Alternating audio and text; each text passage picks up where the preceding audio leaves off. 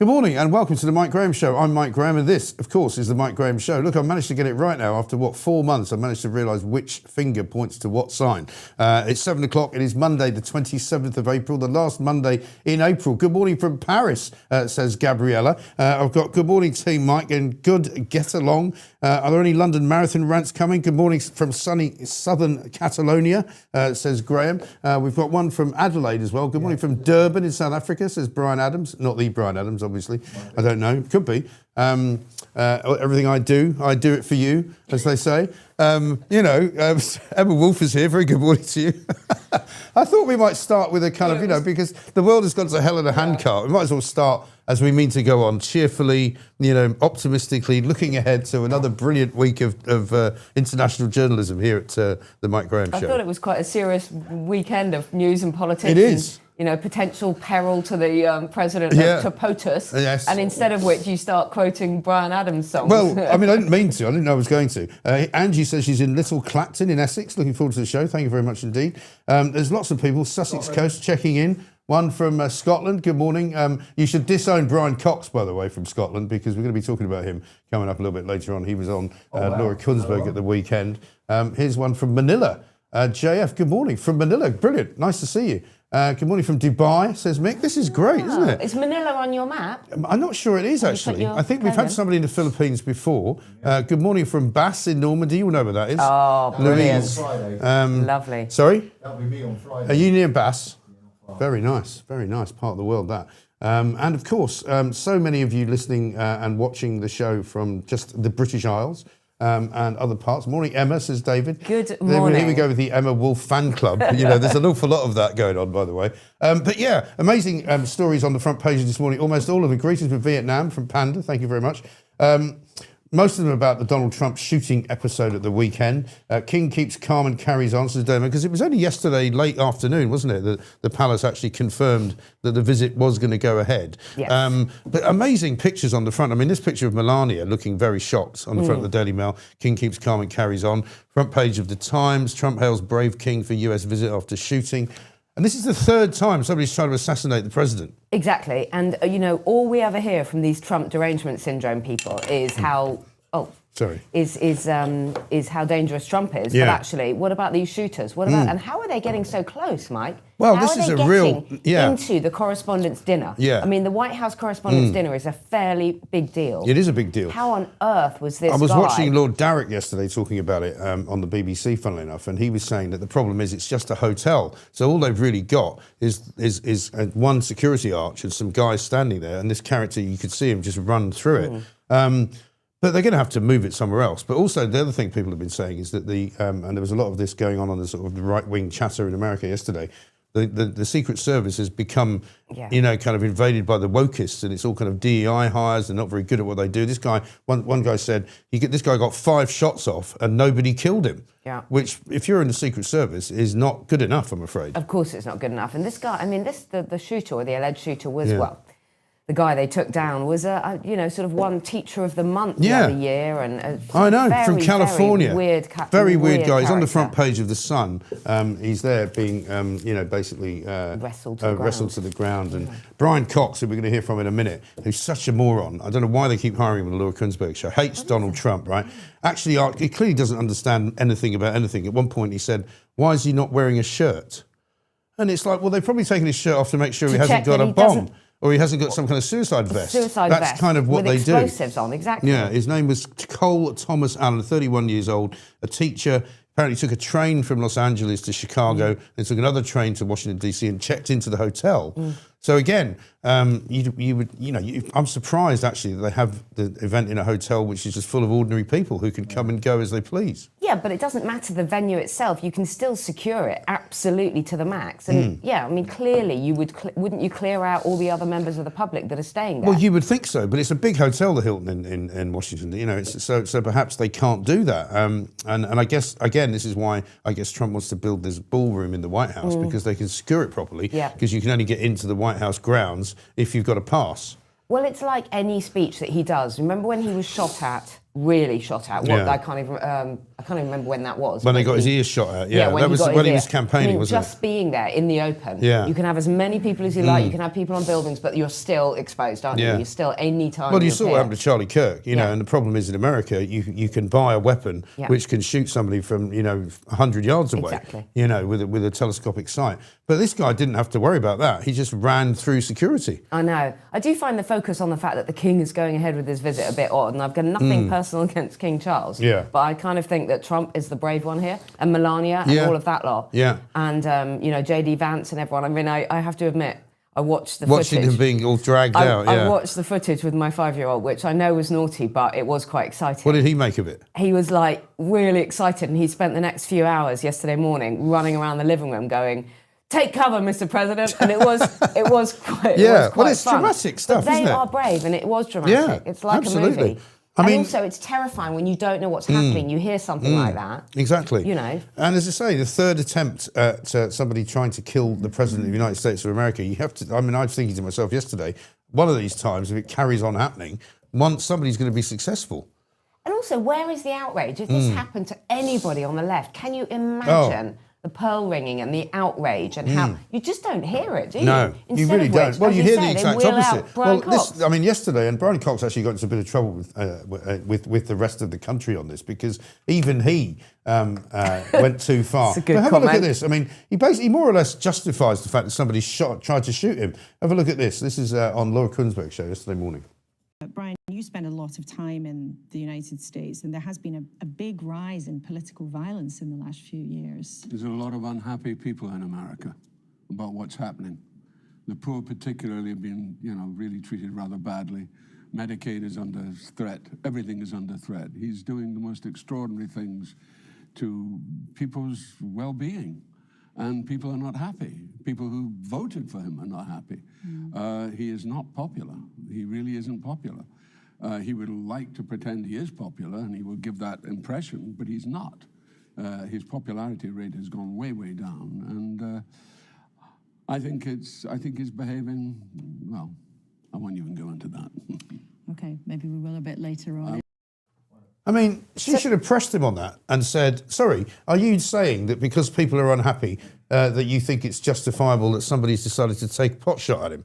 Because that's what he's effectively saying. His entire rant there was about how terrible Trump is and how there are unhappy people. Right. Well, and so they're justified in wanting to kill him. That's a discussion for another day, actually. Yeah, the point was about the shooting. It wasn't about whether there are people that disagree with him or Medicaid or whether there are poor people who are struggling. Exactly. And the whole tenet of what then became the rest of the programme was him basically railing on Trump. And later on he says that he doesn't think the king should go and visit him because it's bad for him. And all I get from everybody, he's disgusting. Who cares what Brian Cox thinks, says George. So many people agree with me on this, that, he shouldn't be, invited back. No. Because that finally was the final straw, I think.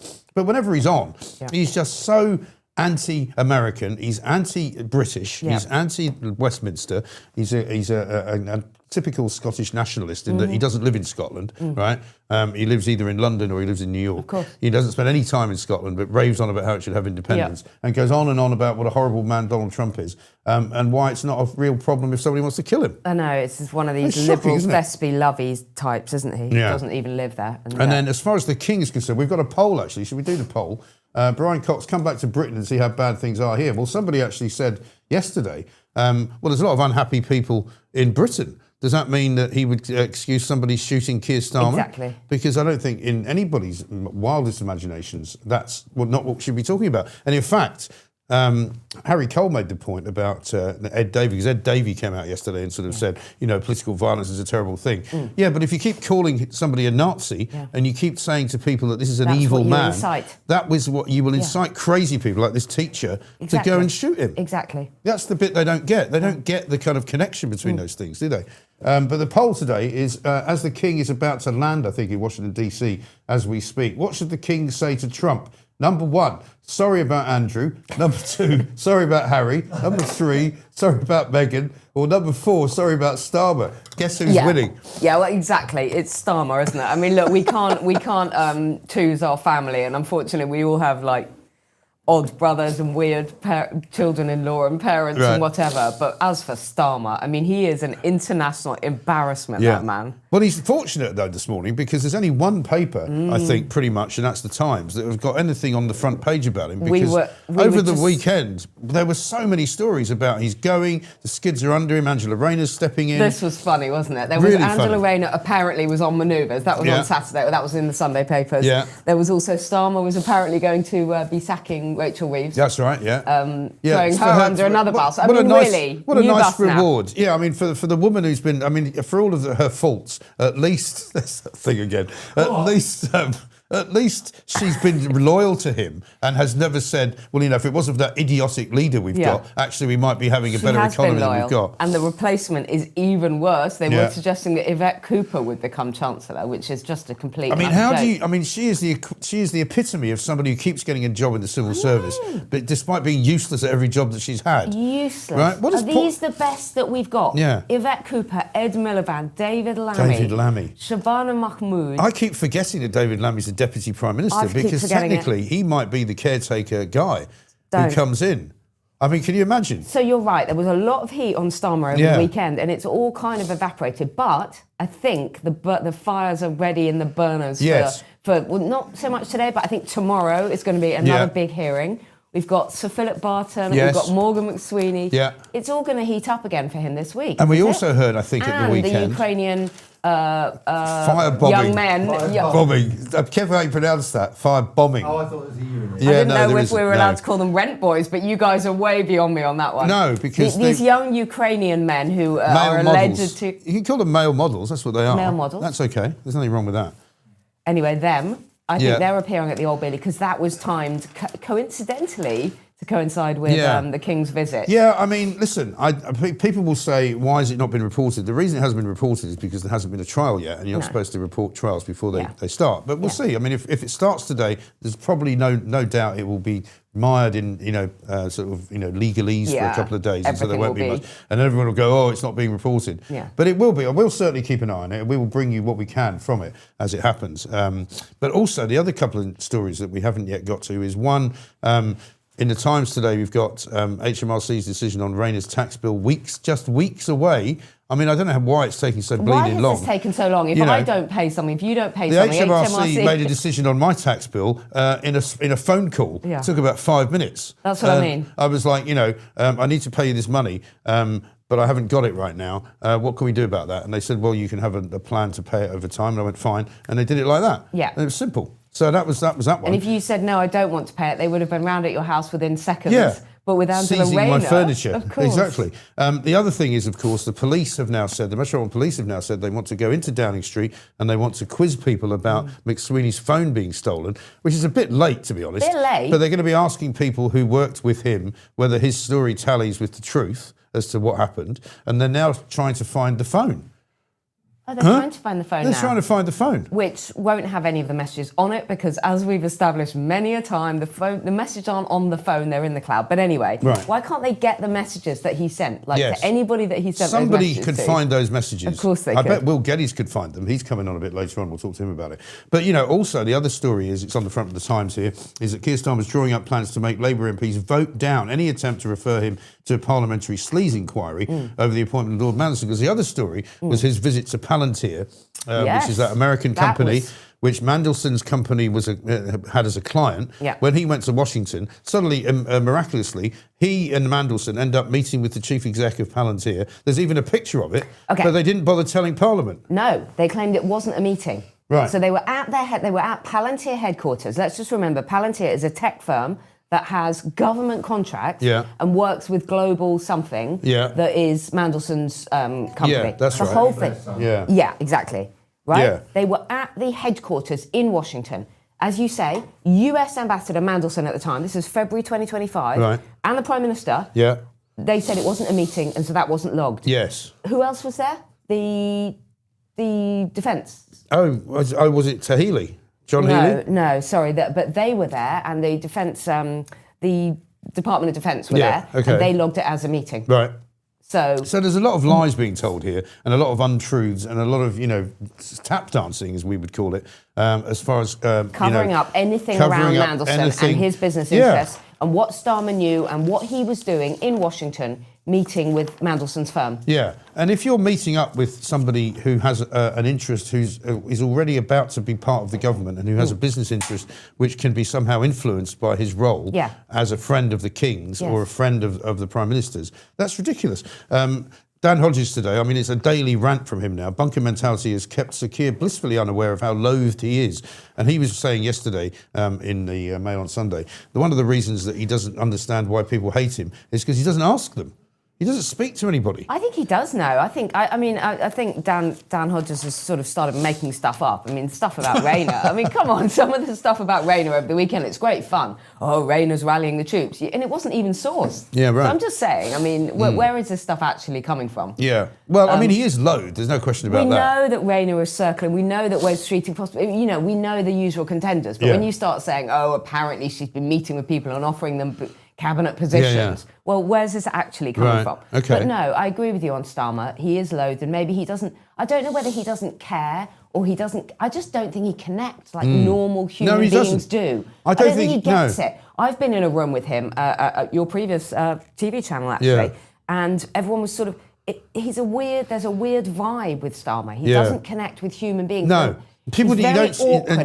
I'm the same. I've not been with him very many times, but a couple of times I've been at places where he's been, and people don't want to go up to him. No. You know, you don't get a kind of like you used to get with Boris Johnson, even Tony Blair. People would want to go and meet them and talk to them because they had a sort of charisma about them, and they had a kind of attraction. No charisma, and he has no there's nothing attractive about him. You know, really. And I don't mean in a sexual way. I just mean he's not attractive as an individual. No, but I actually mean physically. There's no human warmth. No. I did a photo with him, and he was really rigid and stiff. Like he couldn't. And I'm not talking about a man and a woman. Just as a person, he just doesn't. He doesn't. He's a very weird character. Charisma. He's a very weird man. The Mail have got on pages 12 and 13, set a date to go, Prime Minister told by his own MPs. Party rebels drafted a letter to Starmer as disaster looms at May's local elections. I mean, the local elections are looking like an absolute disaster. It's going to be a wipeout in Scotland and Wales, real disasters. But also that interview that we were both commenting on in the Sunday Times. Oh, yes. Where Starmer claims he'll be Prime Minister into the 2030s. Into the 2030s. That A, makes me want to take cyanide. Right. And B, the man is delusional. He really is. He's delusional. Not only, it's 2026. Yeah.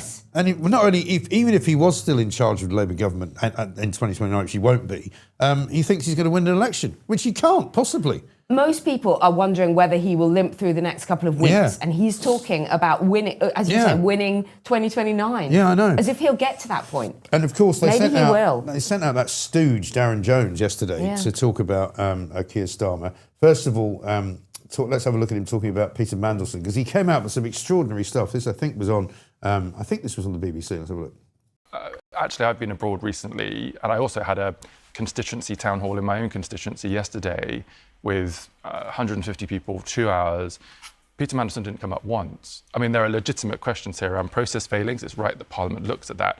But when I was abroad, when I was with members of the public here in the UK, people are more worried about the impacts of the Middle East on their energy bills, about the functioning of the National Health Service, about giving their children or grandchildren the best start in life.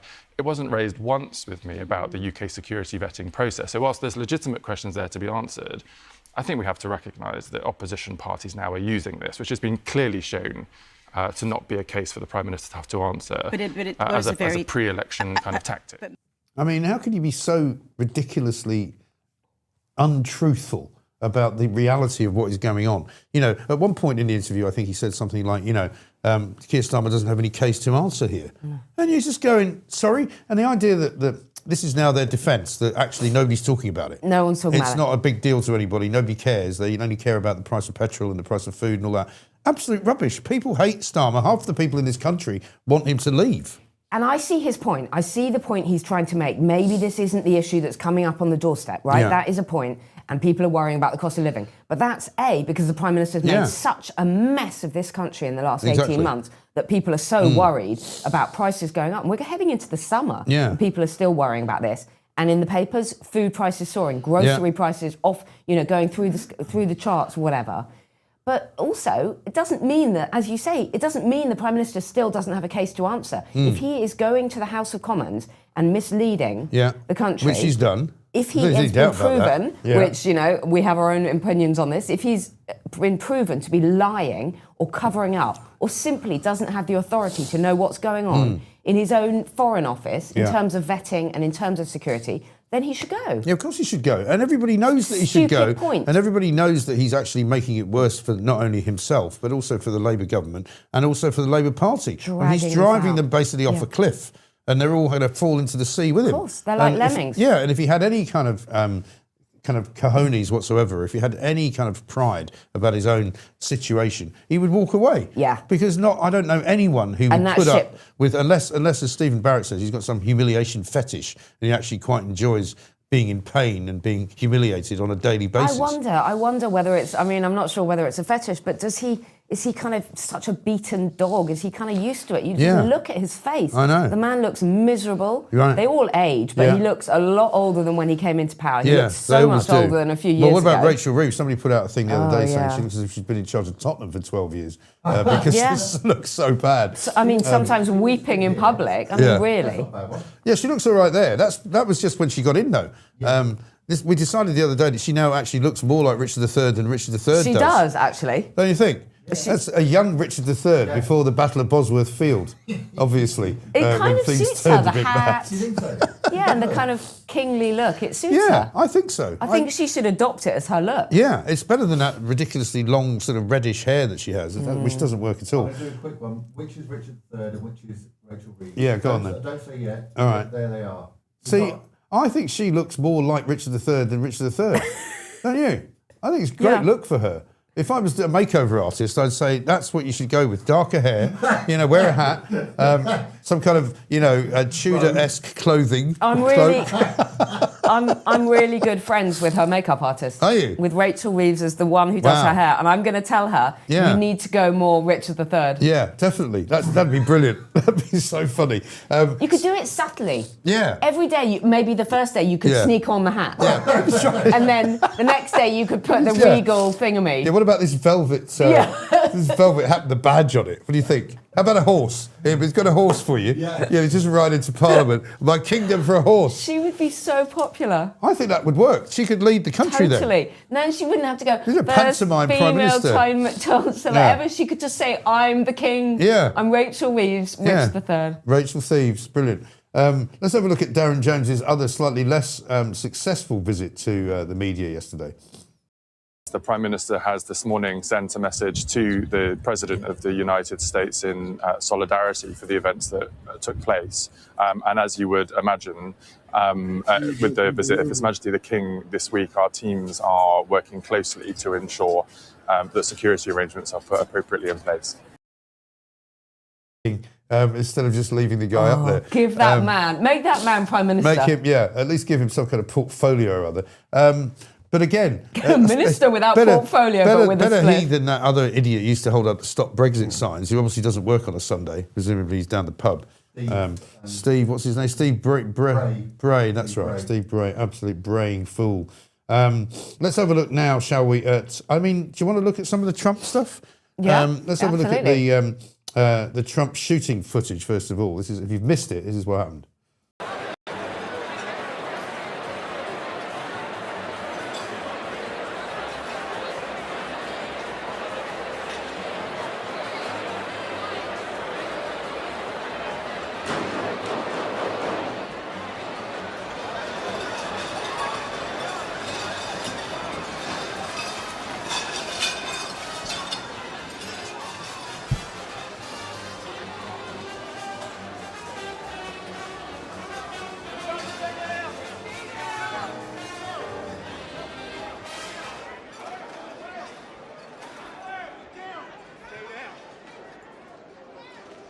I mean, considering what's actually happened, it's quite a calm He was scene, very isn't calm. it? Yeah. Did you see the other? He heard it at the beginning. He was Yeah. like, I wasn't sure whether it was trays or gunshot, Yeah. and he's listening Yeah. even before they start alerting him. But the picture, as I say, on the front of the Mail, where you see Melania obviously Yep. recognising straight away what it is, and the woman to his left, he's more concerned about looking at Melania, as it turns out. But yeah, the other, and I don't wish to make light of it at all, but there was another piece of footage, I don't know if you saw it, of some of the journalists nicking the bottles of wine Did you see that? I mean, I don't think we've got that, but we know a few of them. That doesn't surprise me. As they were being, as they were being sort of, escorted out, they were just like picking up the bottles and put them in bags and stuff like that. But I don't blame them. I don't blame them either. Shall we have Donald Trump actually speaking about it? Here he is. This was after after they'd all gone back to the White House, and he gave a briefing at the White House briefing room. You see the security moving quickly, within seconds, grabbing the vice president by his coat, lifting him up, bringing him out. Then the counter assault comes in. Took 10 seconds for them to flank you, Mr. President, and then 20 seconds to get you out. It looked chaotic. At one point, you were down. What was happening? Well, what happened is it was a little bit me. I wanted to see what was happening, and I wasn't making it that easy for him. I wanted to see what was going on. And by that time, we started to realize maybe it was a bad problem, different kind of a problem, bad one, and different than what would be normal noise from a ballroom, which you hear all the time. And I was surrounded by great people, and I probably made them act a little bit more slowly. I said, wait a minute, let me see, wait a minute. So, I'm telling guys. Just at that moment where it looks like you go sort of down with the service, you were telling them to wait? Well, I know what happened is then I started walking with them. I started walking, and they said, please go down on the floor. So I went down, and First Lady went down also, but we were asked to go down by the agents as I was walking. In other words, they wanted you almost to crawl I was out. standing up, pretty much. I was standing up and then turned around the opposite direction and started pretty much walking out, pretty tall, a little bent over because I'm not looking to be standing too tall.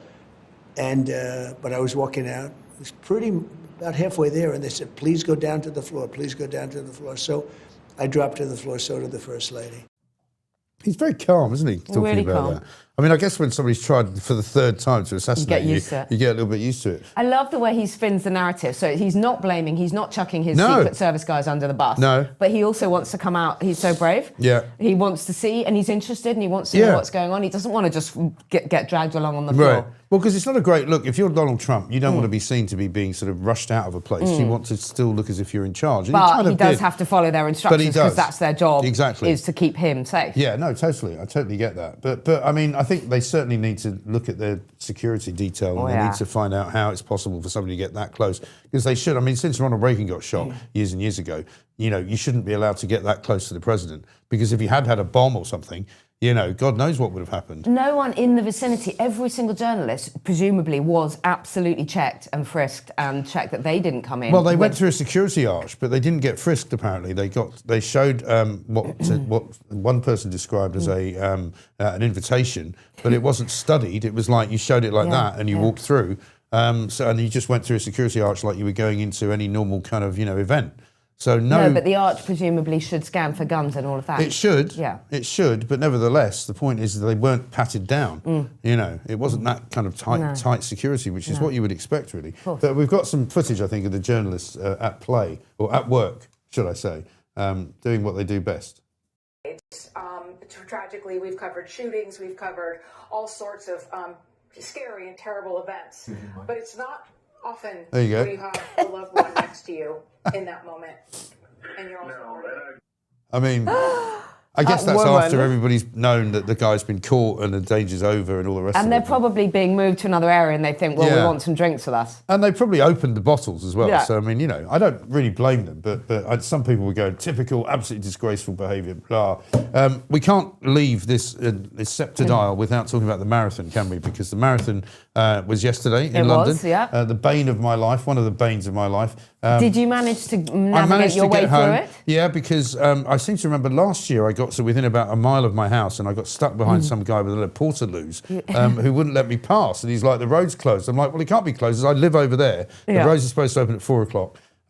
Yesterday I had the same problem, got to within about half a mile of my house and suddenly there was a sign that said road closed and there was a guy collecting cones. And I said, well, I'm just going to drive down. They didn't try and stop me.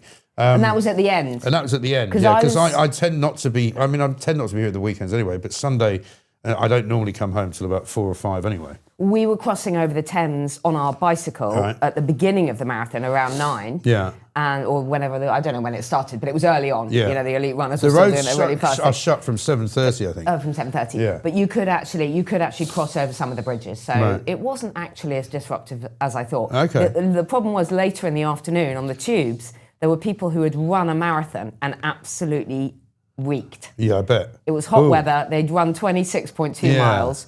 And it was quite fruity. Yes, I bet. I'm very glad I didn't see that. Yeah, I'm glad I didn't see that. But I mean, a tremendous... amazing As much as effort. I rant about the marathon, and I will continue to rant about it, a tremendous achievement by the winner, Sebastian Sawe, 30 years old from Kenya, who broke the world record and ran sub 2 hours for the first time ever. Yeah. Which is pretty remarkable, isn't it? And also, every single runner who did it, I mean, I don't mean to go all left wing on you, but it is an amazing achievement. There are probably still people out there dressed up as Peppa Pig who are still running it. There'll be some guy crawling, Yeah, but Mike, you don't run. No. 26.2 miles is a long way. That's because I've got a car, Emma. I know you're in a car. And also I know you work all the time. I don't have. It's a very middle class event, right? You don't see too many, working class people running in it because they haven't got time to train. It's all middle class people with middle class jobs who work from home and they think, fancy going for a run. I see that Beth Rigby ran it again. Our favourite lady from Sky. Yeah. But no, I'm just saying, I think anyone who completes it or even takes part, it is amazing. He'll do saving it some next. money. Yeah, I mean, he needs to run. He does. Run at 100 miles an hour, just keep going. But the guy who I feel sorriest for is a bloke by the name of Yomif Kejelka, right? Who's an Ethiopian who came second, who also ran less than 2 hours, right? But nobody's mentioning him because the fact is the guy who won it is the guy that everybody will remember, and this guy will just be a Trivial Pursuit question. Who was the second guy to break the 2 hour marathon record on the same day that it was broken by a guy just ahead of him? It's what I mean? being the second man on the moon, isn't it? Yeah. Then you never Buzz recover. Aldrin. Buzz Well, Aldrin. Pooch said it's like being the Buzz Aldrin of the moon shot. Absolutely. I don't know if it's worth playing my rant from earlier, is it? I mean, should we just pick a random bit somewhere halfway through it or something? Now, the other thing I must get your view on. Charity, I don't care. I'll give you the money, just don't bloody well run, okay? It's not about the money, it's about the virtue signalling and it's the bloody number on your front and they're all clapping, holding each other, the silver blanket they put on at the end. It's all, I hate it. I hate all of it. Every single second of it. I hate it. I've known you I've known you for maybe coming up for a year and a half, maybe 2 years now. Like, I've never seen you so annoyed about an issue in my life. So annoying. And we've talked about so many different things over the years. I hate it. But it turns out the real bugbear of Mike Graham, it's not Keir Starmer, it's not the boat, it's bloody marathon. It is. Because it's like a sickness. We've been invaded by these marathon runners. Everyone wants to run in a marathon. It's like, stop. Just stop. Just stop running. Doing it. Stop running. Crikey. Anyway. I mean, that was because they decided a few weeks ago that they might want to do it over Saturday and Sunday. Yeah. So many people want to run in it. So there'll be 2 days of it instead of just so one. many people. It is a bit of a sickness. You're right about one thing. Yeah. I know people who've done one 5K and then they've done a 10K and then suddenly every year they're applying for tickets in this ballot for the London Marathon. And all they do is talk about the marathon and then all until they do it. Is train. And then all they do is talk about it when they finish doing it until the next year that they do it. And it's like it's like a secret society. Eh? It's the athletic equivalent of being a vegan. It is. Well, yeah, how do you know somebody's a vegan? Because they keep telling you that they're a vegan. Oh, yeah. Well, anyway, let's not get into it. We can have another row about that. No, let's have a row. Oh, how do you know they're a cyclist? You know why you guys all get so annoyed about vegans and about cyclists and about marathon runners? No. They're annoying. No, I'll tell you why. Why? Because they make you feel bad. You're in your big car, driving along, polluting the planet, and you see me cycling by, and you, A, try and run me down, and B, think, do you know what? She's doing something good for the environment. She's green. To go through a red light. Go through a red light. No, because I don't wish to do, and I already do good things for the planet by supplying them with a load of money with which to talking about the environment. The environment doesn't care about money. The environment does care about money because that's why we have to waste so much money on doing nothing about it. Okay, cyclists and vegans or vegetarians make you feel bad. No, I don't care that I'm a vegetarian. I don't care if other people eat meat. But the first thing you get is all this stuff about, well, I barely eat meat. I just eat a bit of white meat, chicken, whatever. I don't care. I don't care whether other people eat but meat. I don't ask people what they eat, and I'm not interested in what they eat. Meat eaters hate vegetarians and they hate cyclists and car drivers. No. I think you've got it sort of round the wrong way, because what it is that you think that you're better than we are, so therefore you assume that's you assume projecting the superiority so you assume that we are somehow envious of you because you're doing good things. I'm not envious of anybody. It's the other way around. No, absolutely not. You're the left wing of the food world. Yeah, exactly.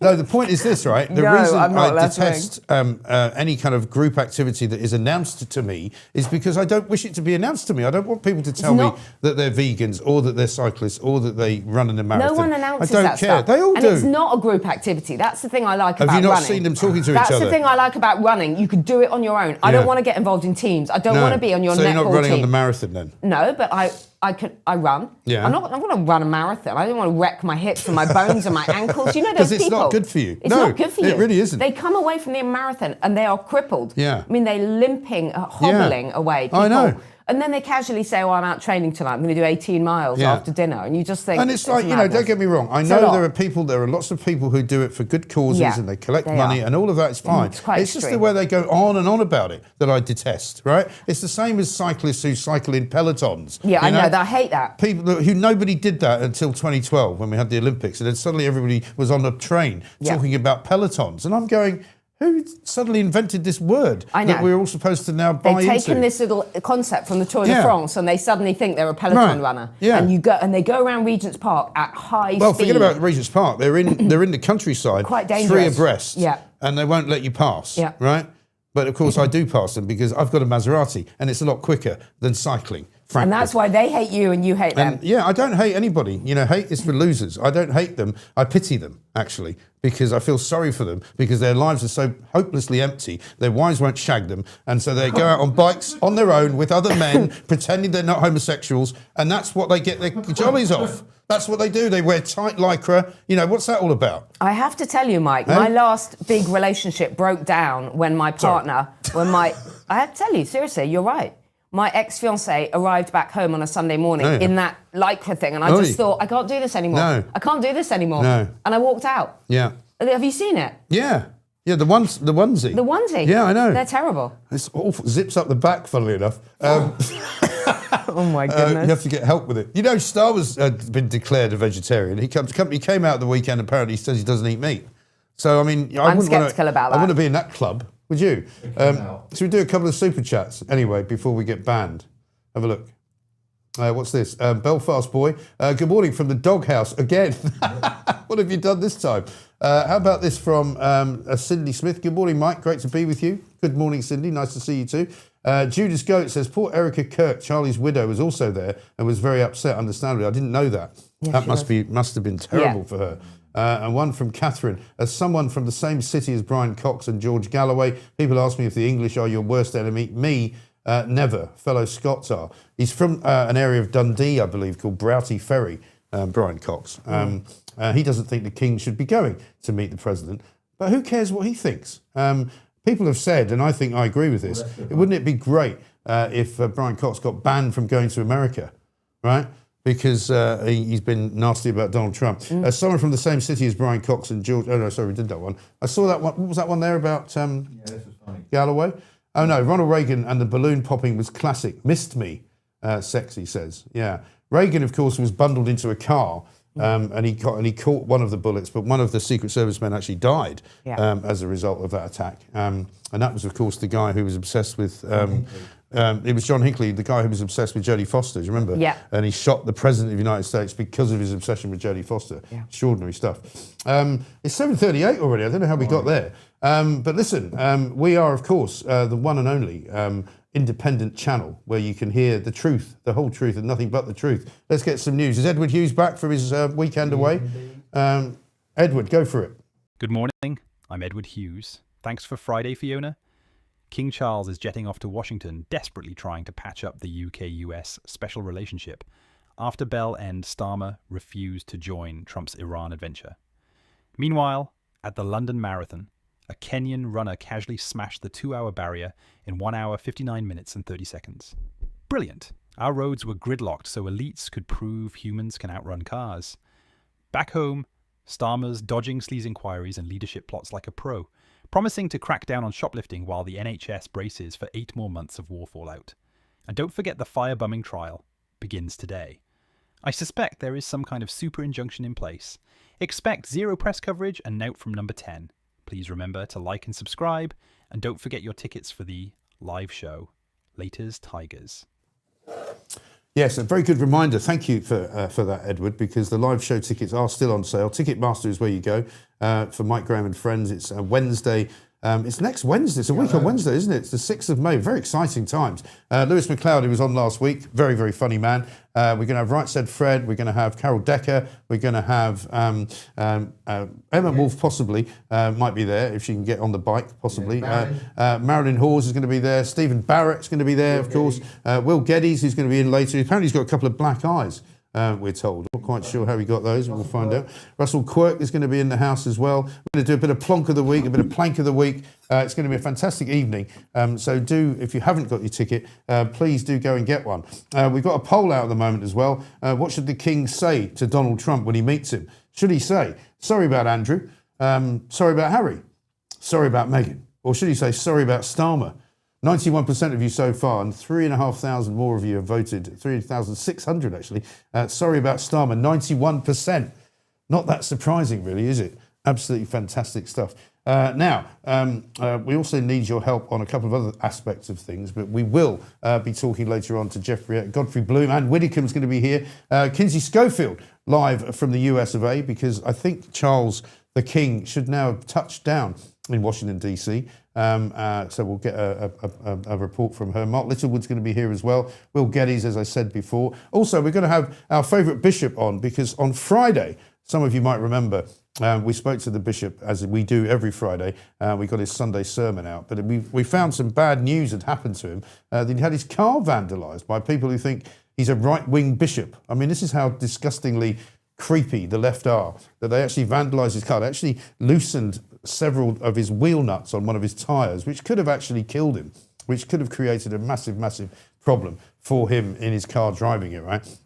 So we thought we should do a little fundraiser for him, because he had a GoFundMe page, and I'm very delighted to say that all of you generous people who watched the Mike Graham show actually collected so much money for him that he was able to shut down the GoFundMe, because he got all the money he wanted, plus about half as much again in addition. So he's going to tell us how grateful he is for that, and he's also going to tell us what he's going to do with that money. So thank you to all of you. We'll be expounding upon that a little bit later on. Right now, though, let's talk to Johnny Gould, who is our man in North London, who is going to tell us, I think, that he's probably happy, or possibly not happy, that Football Focus has finally been killed and kicked into touch, never to come back. Johnny, very good morning to you. Good morning, Mike. Well, I'm not very happy about it, I must say, because I think that we need a kind of wider debate in football about all sorts of other things, and not surrender ourselves to the norms, or abnorms, shall we say, of social media. The BBC have done it again. They've lobbed off one of their great heritage brands, to quote marketing speak, and I think it's a real shame. Oh, no. They already had killed it. You know, they'd killed it by ruining it. After 53 years, they'd made sure that it was being presented by a woman. They'd made sure that they had to talk about women's football as well as men's football, which is now called men's football as opposed to just football. And so it was kind of inevitability of doing that the ratings would die a death, and that nobody was watching it. So quite frankly, if the state broadcaster has a show that nobody's watching, I'm all in favour of them shutting it down. Yeah. I'm sorry they ruined it, but that's their own fault.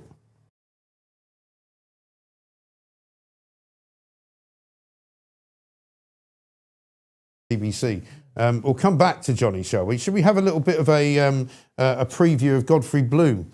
Yeah, nice. While we're waiting. Godfrey Bloom's going to join us later, but he's put out a rant recently about what's wrong with Britain and what we tell our children and our grandchildren about where it all went wrong. Have a look. I want to run a few things past you this morning. I'm wondering how we, and I say we, the British people, are going to explain to our grandchildren, or anybody's going to explain to our grandchildren or great-grandchildren, how the country collapsed. no other word for it, how it collapsed. And of course, for 1,000 years, we've defended ourselves from the foeman, as it were, physically, but we have collapsed from within, as much the same as the Roman Empire. I just want to run a few things past you, because I know most of the people I speak to just seem to be bewildered. You know, go to lunch parties or dinner parties and people just scratching their heads, how do we get into this terrible mess? So let's address it. Let's look at what's happening and maybe somehow we can address the problem and maybe reverse it, although it may already be too late. There's a number of things, not necessarily in the order of priority, but first of all, fiscal, money. And we all know that money makes the world go round. And here we have the most extraordinary system where we give away every month £1 billion in unaudited foreign aid.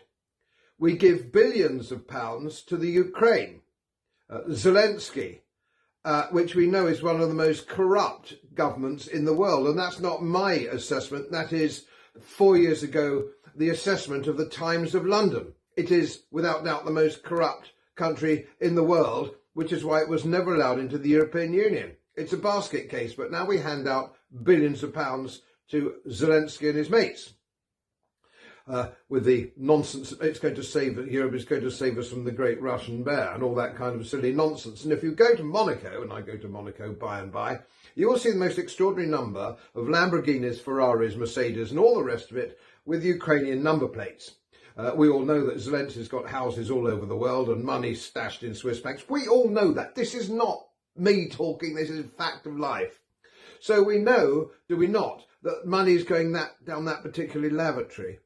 And what else do we know? We also know, do we not, that we have this climate scam, hoax, call it what you will, nonsense that's going on, in which we pour money into. Net zero is costing us billions of pounds. There you have it. Godfrey Bloom will be joining us a little bit later on in the next hour, so we'll get his view of all of that coming up. Fascinating stuff. We've got Johnny Gould back, I think. You look a slightly more in vision than you were before. You were a bit fuzzy before, Johnny.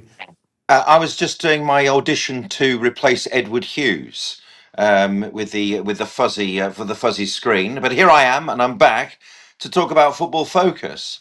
And I've got to say, unlike you, Mike, I know that it didn't respond to the audience, and I know that it was who gives a monkeys about what they're talking about. But Football Focus, if you think about it from the days of Bob Wilson in the era that we enjoyed, we need curated journalism more than ever. And there are examples of journalism out there which are paywalled, which are a respite from all the nastiness that we get on social media.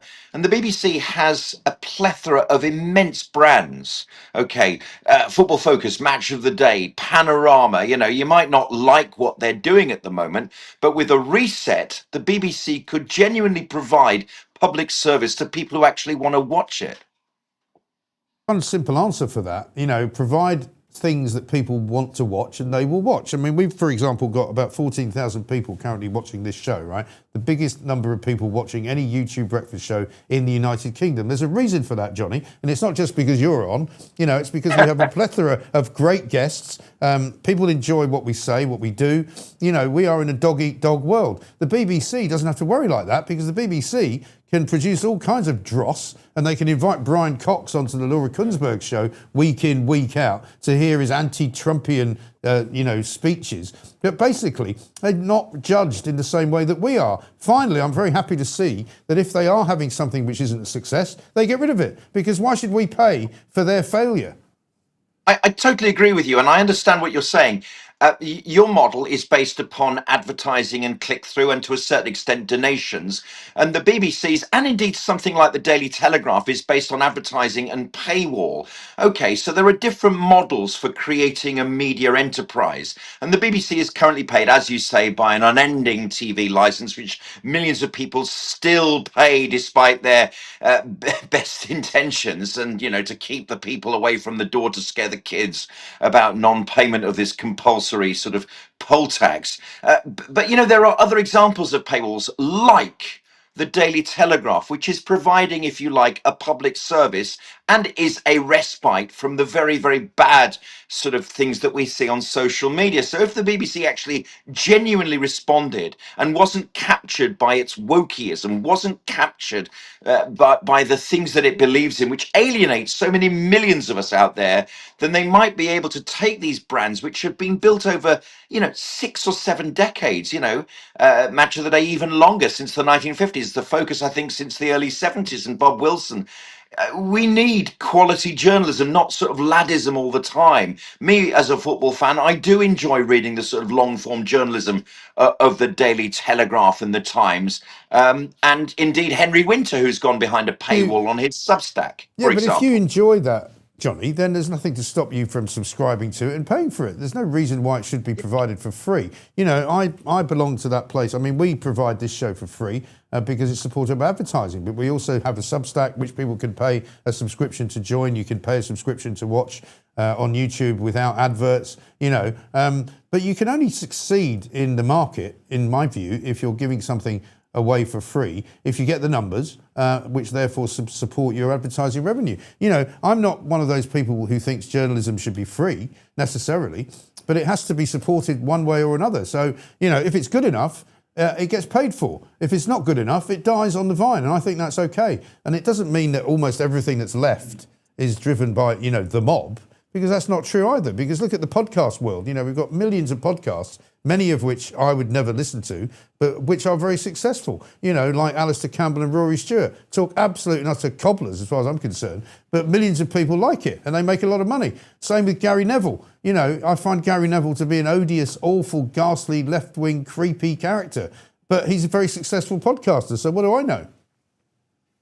Yeah, I mean, you're right about all those things. I'm just saying that there are different forms of business model, and as you say, the license makes them fat and complacent and ideologically driven. And yes, perhaps the way that we pay for the BBC should be a little bit more sharper, so that things do die on the vine, that you do have an option to pay for BBC Sport or not, that you do have to pay for BBC News or not. Maybe BBC News should go. The thing that they claim their reputation is built on over 100 years is actually really bringing them down in such a very, very bad way. But there are different forms of business model. Maybe it is time. Maybe the BBC does have a purpose. Public service does have a purpose in this country. But as you say, maybe it should be sharper so that things do die on the vine within the BBC. Maybe it does need restructuring around a form of license fee which is more accountable. I don't think there's any doubt about that. I think they are in very, very serious trouble, the BBC. I mean, this morning they're talking about killing off more parts of it, aren't they? I mean, it looks as though the BBC News Channel is going to go the way of all flesh.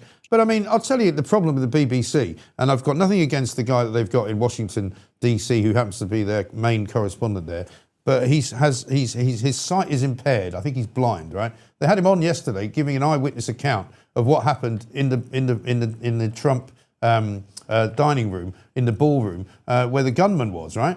Now, I'm sorry, that's not really great journalism, is it? Because you've got a guy giving an account of something. Yes, he can give an account of what he heard, but he can't give an account of what he saw because he doesn't see anything. Well, I know. I mean, we both know Sean Dilley, of course, from our days at It wasn't Talk. Sean, no, it's another guy. Was it not Sean? Oh, it was the other guy. Yes, the other Gary something or other. Gary something, yeah. Yeah. Yeah, you're probably right. I mean, I'm sorry, but really got anything to add to that. Because of the way they are, they think that that's fine, but it isn't fine. If I want somebody to give me an eyewitness account of something they saw, they need to be able to see it. It's simple. I mean, it's not difficult, that. And I know people will say that's harsh and old-fashioned and, that's ridiculous and ageist and ableist and disableist or whatever it is. The point is that, we know the BBC is anti-Semitic, which you have spoken about many times. We know that they've got a bias against Jewish people and against Israel. We know that they're pro-Palestinian. We know that they are pro-left wing. We know that they keep, as I say, inviting people on to Question Time and to who wouldn't get on any other programmes, right? Because they're just activists and they're of no use to man or beast. But the BBC, I think, as an entity, is finished because if they were a subscription service, this is from Red Black there, they would be forced to up their game. And I think that's right. Do what you're good at. Don't do what you're not good at because it doesn't sell. they are an inevitable consequence of the huge amount of fat and complacency that their license fee has created out of it. They have created a safe place for, I think, a form of extremism. Their left-wing version of the world is a form of extremism. And we know what extremism does. Sometimes it matches round in a circle. They had Tucker Carlson on the other day with his extremism. And we had lots of left-wing commentators saying, well, I think he said some very, very fair and reasonable things. Like he's got nice table manners. They regarded his general sort of low decibel conspiracy theorism as something that was worth hearing. Yeah, the BBC is is radicalizing huge parts of our society. Yes, it is. Well, even in a very minor example, we had Right Said Fred on a few weeks ago, and they're going to be on our live show coming up next Wednesday night. You know, they had their most famous song, "I'm Too Sexy for My Shirt," basically banned by the BBC, not because of the song, but because of their politics, and they still can't get on the BBC to play the song. But who was it that did sing it, Pooch? What's her name? You know. Why can't I think of her name? The Goggles. Yeah, the Goggles woman. Maisie Gray. Yeah, Maisie Gray did a performance on radio, BBC radio and television, in which she sang "I'm Too Sexy for My Shirt" in a very odd, curious sort of way. But, you know, interesting enough. But they said to me, isn't it amazing that, you know, she can go on and sing the song, but actually we're not allowed to because of our politics. I can tell you, which is mad. I can tell you, she is not too sexy for their shirts. I can tell you that really for nothing. She really isn't. She isn't. Let's have a look at that last one again there, just before we say cheerio to Johnny. Somebody said, because I actually had this idea that I would get everybody to rip up their TV licence. This is from Lou. I cancelled my BBC licence and told them I had a Mike Graham show licence instead. I suggested this, and I know people said, oh, you don't print it out anymore. It's all online. But yeah, you can print it out, though, and rip it up, send it back to them and say, I'm sorry, I've taken out a subscription to the Mike Graham show instead, which I find a lot cheaper and a lot more entertaining, because what you see is what you get. And if you don't like it, you don't have to pay for it.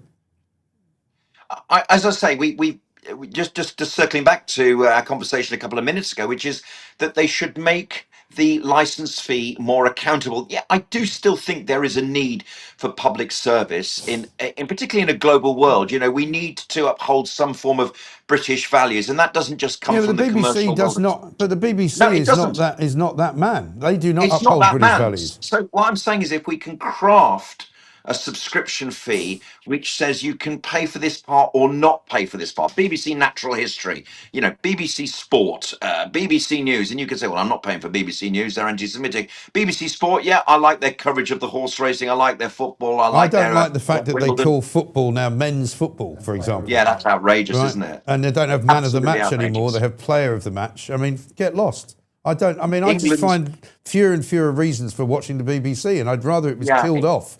And I don't believe we need, unlike you, I don't think we need some kind of national broadcaster to be upholding our values, because we can uphold our own values, thanks very much indeed. I don't want the values of Notting Hill or the values of Islington or the values of bloody, you know, some kind of weird Fabian society who think that we should live a particular life and run the marathon every bleeding year and tell us how great it is, you know? Sorry, I don't need that.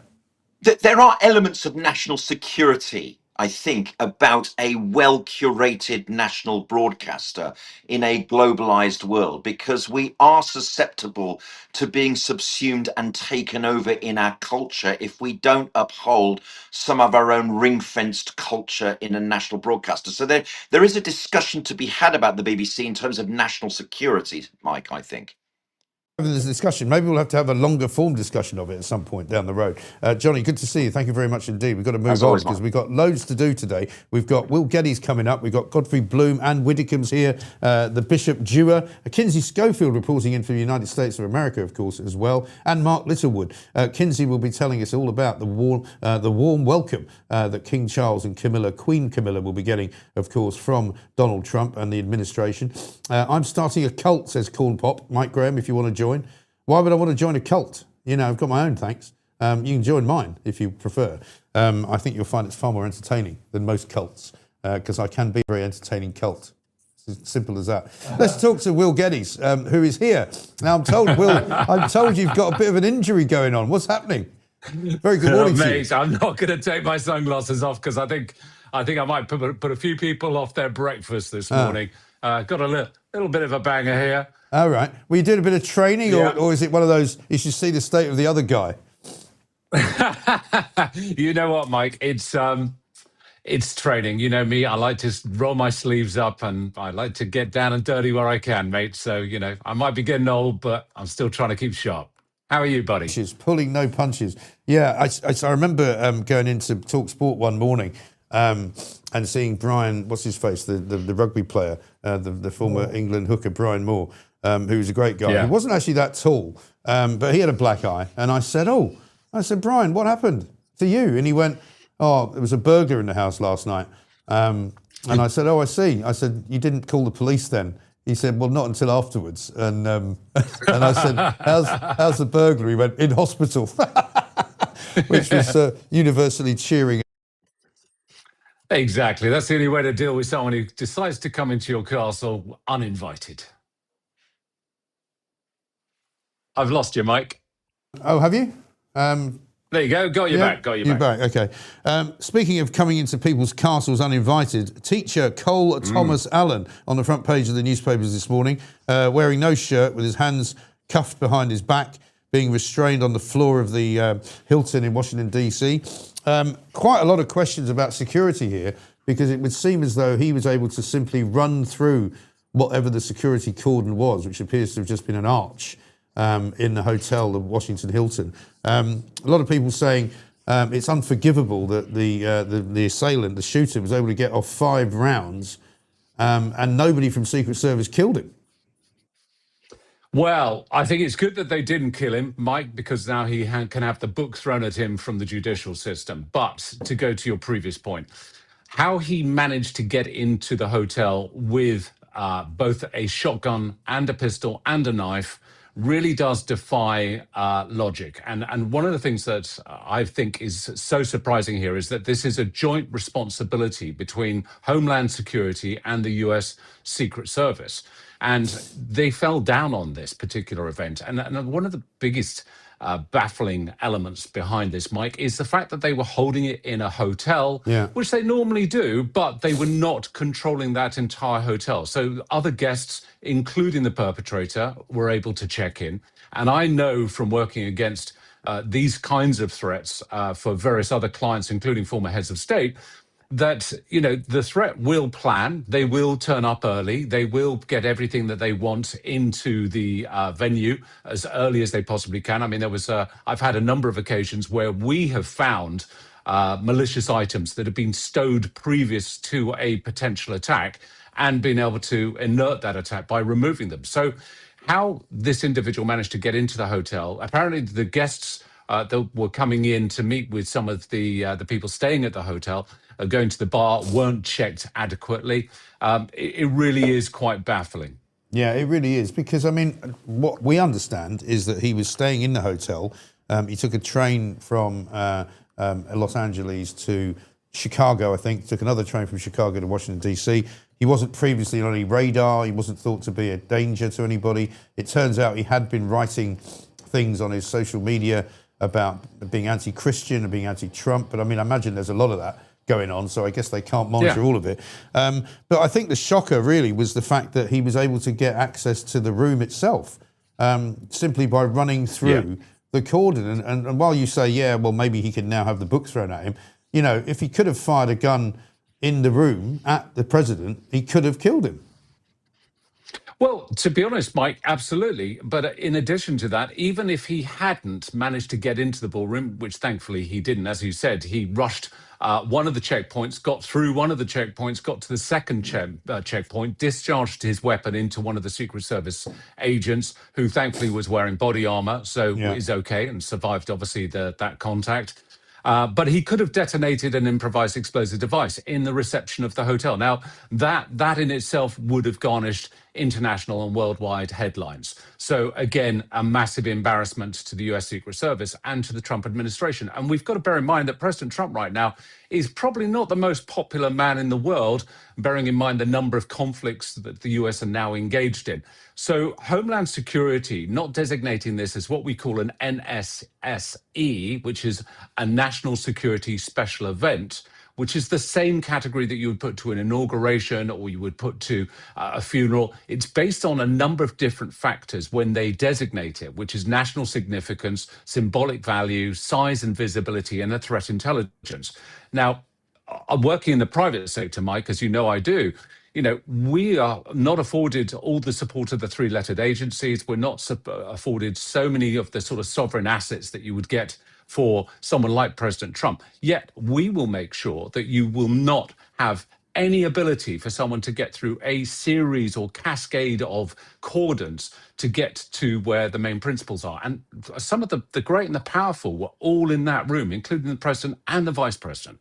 Exactly right. And we saw the president actually talking about how it wasn't really anybody else's fault but his, that it took a while to get him out of the room because he wanted to see what was going on, he said. And you saw them sort of rushing J.D. Vance out of the room rather unceremonially. But that's what they do. That's what these guys are paid for. But I wonder as well whether the security services will look at the travel by train, because presumably he travelled by train in order to get the guns that he had with him safely to Washington, D.C. So I'm surprised in a way that there's no better security vetting on trains, because people shouldn't be able to carry guns across state lines, should they? I mean, he wouldn't be able to get them on a plane. No. I mean, you're absolutely right, Mike. Unfortunately, trains and railway networks are not afforded the same sort of security that you would get at any airport. And the same applies here in the UK after, obviously, we've had a number of terrorist events over the years where it's been looked at to try and implement some sort of airport-style security for railway networks, but it's just completely unfeasible. But let's put that all to one side. There should have been security gates and searches at the main entrance to the hotel. All the other access points through where tradesmen will come in, where staff will come in, should have had security gates to make sure that nobody could bring those weapons in. So the fact that he got those weapons in itself is really quite astounding. Yeah, it really is. In terms of the difference to the King's trip now, in terms of what the King's security will do, because I presume he travels with his own security as well, there's pieces in the papers this morning saying that there's been a few slight changes to the schedule, which I guess we probably won't be told about precisely, which is fair enough. But how much different will their approach now be, do you think? Well, there's going to be a number of factors. So firstly, the Royalty and Specialist Protection Team that will be responsible for His Majesty and the Queen's visit will have already been planning meticulously the entire schedule. So all the journey management, that's the movements from each of the locations and the venues and the events, the actual venues themselves, looking at the security there, what's going to be in place, how will it be protected, who they will be supported by. So there'll be US Secret Service potentially, and also local police and specialist units, which will be there on hand to support. But the RASP guys themselves, second to none. We have a formidable reputation worldwide for delivering not only highly effective personal protection, but also discreet protection. We take a much more lower key approach to it. So they'll be looking at everything. They'll be looking for assurances and reassurances from obviously the US counterparts to make sure that His Majesty and the Queen can have this trip without any kind of hindrance or potential problems and vulnerabilities. I know that they've taken a couple of events off the schedule, which may be down to the RASP guys just saying, look, we can't mitigate the risk here. And we're not confident that the risk could be mitigated by our local partners. So, they'll make the call. And I think His Majesty will be sensible enough to listen to his team. And if they say, look, boss, we don't think this is a good idea, he will then go, yeah, you know what? Okay, fine, fair enough. We'll take that off the slate. But I think it's important for King Charles to go over there. Again, keep calm and carry on, which is our mantra here in the United Kingdom. And I think the amount of damage that Keir Starmer has created, obviously, in our relations with the United States, this is where, obviously, our dear King Charles will hopefully build and mend some of those broken bridges. Yes, absolutely right. Well, Will, hopefully your eyes will be fixed up soon enough so you can get back out there on the streets, protecting us all from villainy and scum, or even scum and villainy. Good to see you. Will Gettys there reporting in. You too, mate. A couple of black eyes that he's got from doing a bit of training. Top man, absolutely fantastic man. We'll be bringing you more, of course, on King Charles's visit. Kinsey Schofield going to be talking to us a little bit later on. We've got a poll, by the way, out there right now before we speak to our next guest, Godfrey Bloom. The poll says this. What should King Charles say to Donald Trump immediately upon meeting him? Should he say sorry about Andrew? Should he say sorry about Harry? Should he say sorry about Meghan? Or should he say sorry about Starmer? And it looks like 90% of you, 5,000 of you, 90% of you say he should be saying sorry about Starmer, or Keir Starlin, as Will Gettys called him, which is one of our names for him as well. Should we get some news first? Before we go to Godfrey Bloom, who's waiting patiently, we'll be coming to you very shortly, Godfrey. Right now, though, let's get some news with Edward Hughes. Good morning. I'm Edward Hughes. Thanks for Friday, Fiona. King Charles is jetting off to Washington, desperately trying to patch up the UK-US special relationship after Bell and Starmer refused to join Trump's Iran adventure. Meanwhile, at the London Marathon, a Kenyan runner casually smashed the 2-hour barrier in 1 hour, 59 minutes and 30 seconds. Brilliant. Our roads were gridlocked so elites could prove humans can outrun cars. Back home, Starmer's dodging sleaze inquiries and leadership plots like a pro, promising to crack down on shoplifting while the NHS braces for 8 more months of war fallout. And don't forget the firebombing trial begins today. I suspect there is some kind of super injunction in place. Expect zero press coverage and note from number 10. Please remember to like and subscribe, and don't forget your tickets for the live show. Laters Tigers.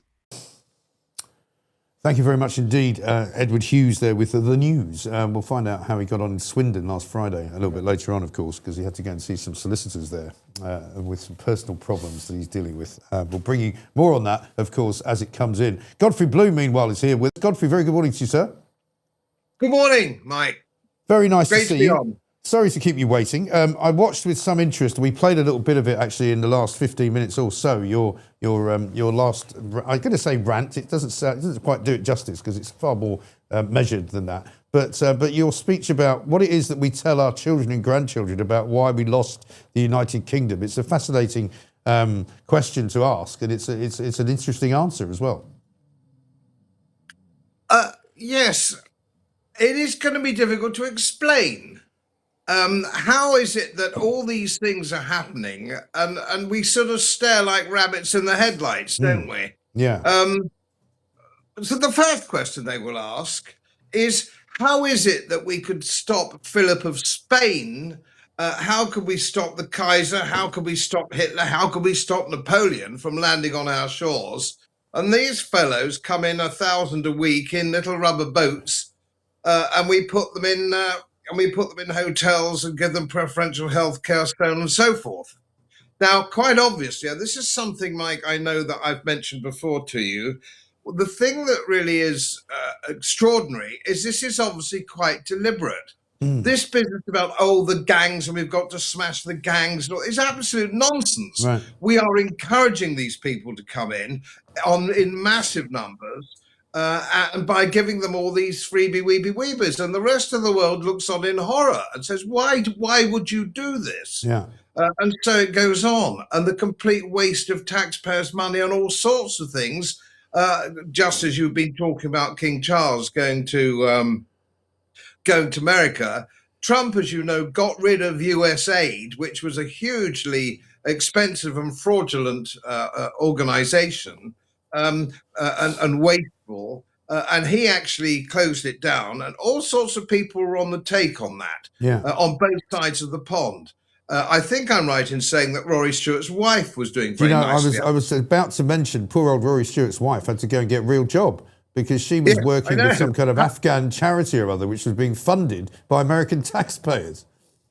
How dreadful. And of course, we also know that Gordon Brown had his hand in the till as well. So this thing goes absolutely deep, and he stopped it.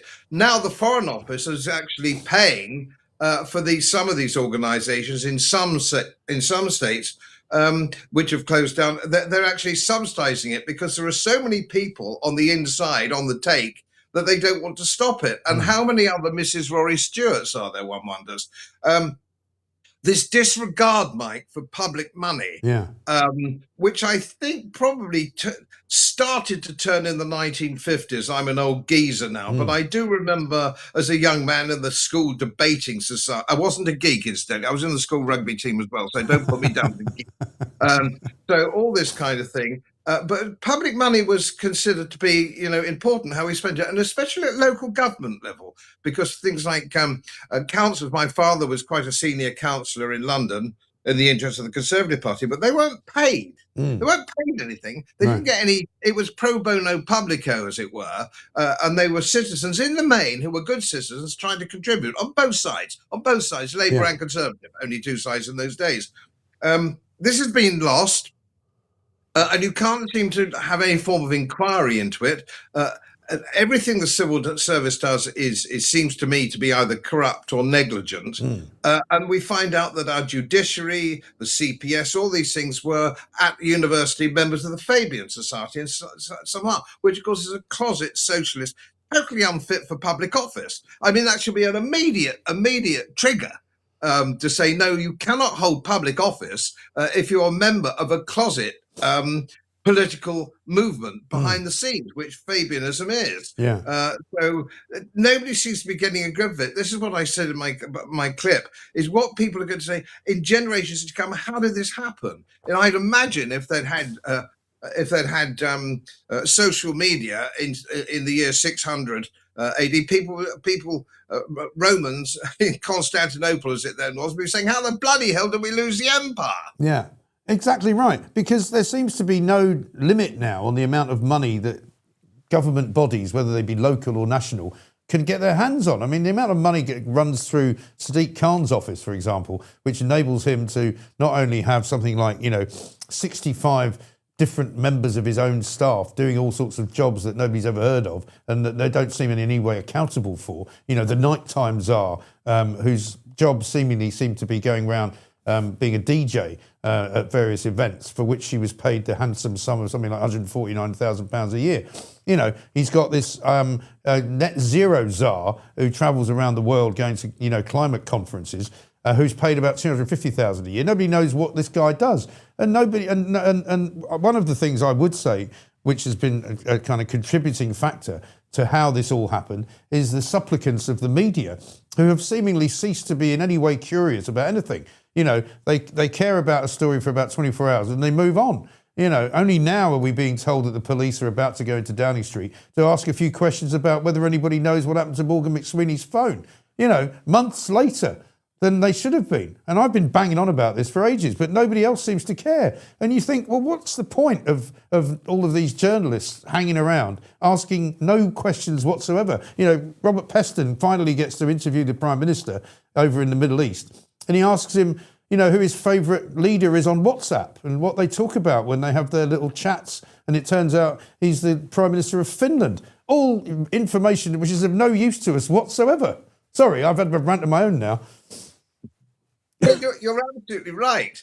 And of course, the trouble is these people in the main are very highly paid by the government, either directly or indirectly. These people are highly paid. And he who pays the piper, of course, calls the tune. And it was ever that. And you look at your political correspondence and on mainstream media, look at Laura Cheeseburger, bloody useless. Can you remember the last time Laura Cheeseburger ever asked a relevant bloody question? Well, she would she? She's on 300 grand a year, and the bits and pieces and index-linked pensions. She's not going to rock any boats. And I'll give you another name as well, which should be really bubbled up by mainstream media. Andrew Bailey, the governor of the Bank of England, is a Fabian. Yeah, but he's also useless. He's also the man who said that he couldn't. Yeah, but he also said he couldn't control the inflation rate. It's literally his job. That's your job, mate. It really is quite extraordinary. And of course, nobody knows better than you, Mike. Nobody knows better than you. The complete and total failure of legacy media. Yeah. And I include what used to be what would be regarded years ago as definitive newspapers. The Daily Telegraph would be the prime example. Now it just prints and supports CIA press releases. It doesn't delve down into anything. In the days of going back to, which is my subject really, which is military strategy, in which I'm trained, these people don't seem to. Do you remember John Keegan and Claire Hollingworth? Do that. These people were international experts. So if you wanted to know what was going on in the Ukraine, or you wanted to know what was going on in the Middle East, they could tell you in some detail of the military situation. And people like on other channels, we've got Alistair Crook and people like that, retired diplomats, a very high standard of people. Yeah, we don't have people like that now. No. We don't have that. And there's no diplomacy, there's no expertise.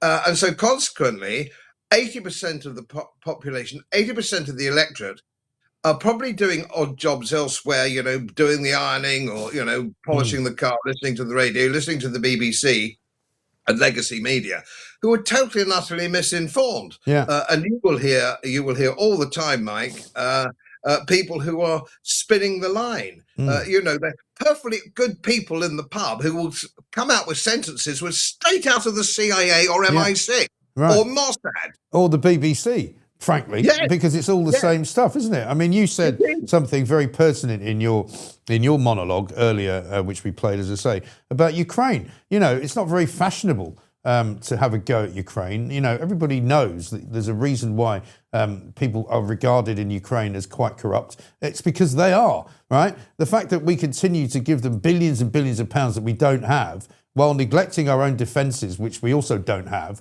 is baffling. And you point out, and you don't even have to go to Monaco. One of the things, Godfrey, that I'm just reminding other people that you say is that you go to Monaco, there's Lamborghini after Ferrari, after Rolls-Royce, after, G-Class Mercedes, all driving around with Ukrainian plates on. You don't have to go to anywhere other than London to see that. Every time I go over to Marylebone and around the back of Selfridges there, where I go on a fairly regular basis, there are G-Class Mercedes, there are big Ferraris, big Lamborghinis, 4x4s with Ukrainian plates. And they're all brand new cars. And you think, where do they get the money from? And who are these people? And they're buying up London is what they're doing.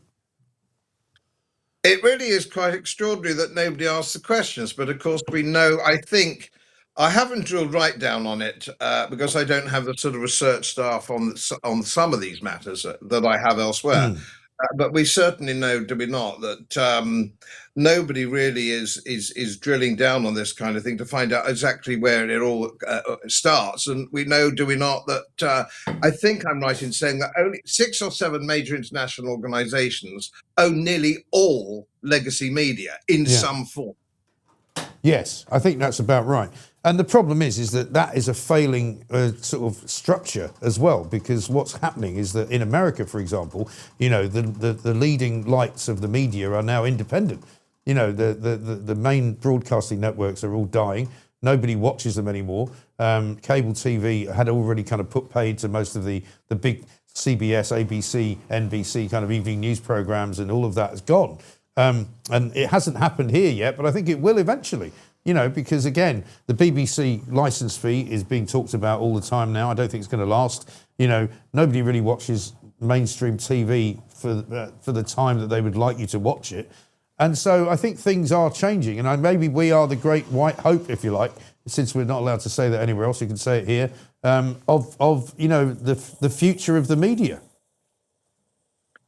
Yes, it is. It is sad. And of course, there aren't many advantages being an old geezer like me, but one of the small advantages that I can remember how it was. And my PA was much younger than me when I was in the city and when I was in Parliament, European Parliament, would say to me, she said, "Goddess, are you not looking at this perhaps through rose-tinted spectacles?" Yeah.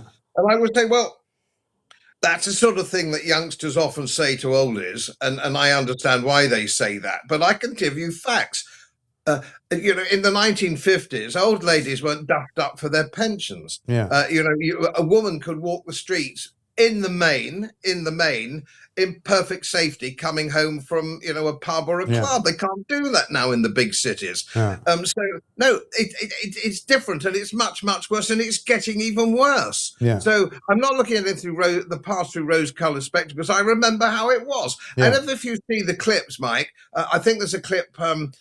There's somebody running something on. I subscribe to it, just showing the pictures of how it was in the 1950s and 60s. The seaside, the seaside. And I think I said this last time. Rape up 800% in Bournemouth. Yeah. I mean, I can remember when Bournemouth, you just snigger a little bit if people went to Bournemouth for their holidays, because it was so safe and so staid and so boring, but rather nice with it. It was. Look at those, when families drove a moggy Woody, a Morris 1000 Woody, an estate thing with a family and the dog in it and all the rest. It was better. It was much, much better. And I wish to God I could go back to it. Exactly right. And all of this nonsense that you get from the lefties now, that, you're talking absolute rubbish, London's never been greater, it's never been so, they're all running in the marathon yesterday. They pretty much have to shut down the entire city in order to run an event, which is a very middle class, largely white event. Apart from the magnificent runners from Kenya at the front who are winning it all, But at the end of the day, people are mostly running through London to get away from something. Either a marauding gang of youths who want to beat them up and steal their watch, or they're robbers running away from shops, having shoplifted a load of stuff that nobody stopped them doing. And those are the only people you see running most of the time in London. Not the sort of the closed off marathon types. But you're absolutely right. Bournemouth was a sort of haven for old people, wasn't it? It was like you wouldn't go there. I remember going one of my first ever trips as a youngster when I was 17. I took my girlfriend to a bed and breakfast in Torquay. And everybody was laughing at me, going, "What, Torquay?" And I went on the bus. It was a national coach because I didn't have money to get on a train, and it was a magnificent sort of, relatively interesting weekend, shall we say, for a 17-year-old. You couldn't really do that now because the prices are prodigious. You can't go anywhere unless you've got bucket loads of money. You certainly couldn't. I mean, you might be able to get a coach now, but you couldn't get a train, partly because it either wouldn't be running or because it would cost you about 100 quid to get there and back. And the latest thing that's really annoyed me is this ability that people on universal credit have got to go to places like the Tower of London for £1 a head, which apparently is okay if you're not working, but if you're working, it's 100 quid to take a family of 4. It's outrageous. It's extraordinary, isn't it? It's extraordinary that the one people that are persecuted by the government, and it's not just this government, are people who get up in the morning and go to work. Your artisan clutches, your chippy, your sparky, and so on and so forth. And your whole social fabric. I'm talking to you today, Mike, from Cockermouth, because I'm climbing the fells this week, the northern fells, and going on to the southern lakes for the second week, climbing the western fells. Now, Cockermouth is fascinating because it is actually like stepping back in time. Mm. There are no illegals in hotels or anything like that. It's absolutely charming. Everybody says if you walk your dog down the river, which I do every morning before we go off, everybody says good morning with a smile. It's really, really nice. Very little litter, and it's just a very pleasant place to be. And I tell you something else, when I've been speaking to people as I walk down the riverbank, I'm hearing lots of London accents. Really? I'm hearing lots, and I stop and talk to them, and I say to them, now then, you're from further south. And they're all saying, they're escaping to Cockermouth because it's like, and I tell you again, because it is simply like being back in 1958, 59. Yes. Very little crime, very little litter, and just very, very nice place to be. Yes. But of course, the cognoscenti of this country will say that that's because you're a racist, because you just don't like diversity. You just don't like having people in your home city, like whether it's London or whether it's Birmingham or whether it's Manchester. You don't like it because you don't see people like you anymore. Well, it's partly true. Yes, it is, because, we all I grew up in London in the 60s and 70s. It was already full of people from different countries, but it wasn't like it is now. My parents used to take us out every Friday to a different nationality restaurant by way of a sort of education of cuisine of the world. We weren't rich, but you could go to a Polish restaurant one week, an Indian restaurant the next week, an Italian restaurant the next week. All of that was great, But it's not like that now. London has become pretty unlivable I would say, partly because there's too many people, There's actually, bizarrely, I don't know if you know this, but a figure came out the other day. There's more unemployed people now in London than there are in any other parts of the country because so many people have come from abroad and are now living on benefits. We hear from Greggs that for the first time in parts of London, Greggs are now putting all of their food behind a counter because so much of it keeps getting stolen. Yes, but these people, if you go back to the 50s and 60s, a lot of the people came here with a high regard for being here, wanting to be here, wanting to integrate. Who could say now, it's nothing to do with the colour of your skin. Who could say that most of the Sikh population living in this country aren't welcome? They nearly all work, they're hard workers, and they're nice people. And I had a regimental association with the Sikh Association. I've been to Amritsar at their invitation. They're very nice people indeed. And they must be welcome. And of course, the West Indians that came in the 50s and 60s were God-fearing people, Baptists, and work. They came to work, driving the buses and bits and pieces. Right. Welcome, surely, welcome. I don't have a problem. As I explained when I was speaking to the Oxford Union 10 years ago, I said, welcome. But not masses of people who don't speak English, don't want to integrate, and don't like us, and have a completely different attitude to women. Yeah. And I think it's disgraceful in this country that women can't go home from the pub in a big city without fear of some of these monsters who came here illegally, and notwithstanding a significant number who came here legally to do what? To do what? What are they contributing? And if you and I go out with the boys, if we're allowed out by the missus every now and again for a night on the toot, it's absolute fun. If you don't put your 20 or 30 quid into the kitty, you don't get a beer, Mike. Yeah. So these people have got to learn how it is and talk about litter. Some of these people who come from all sorts of weird places have no concept of litter. No. And if you look in the Peak District and see some of the big cities around there, the Peak District, like Manchester and stuff, they go to a beauty spot, and this is absolutely any local newspaper, if you look them up now, will say they go and they leave all their kit. They just get up and walk away from a beauty spot. Yeah.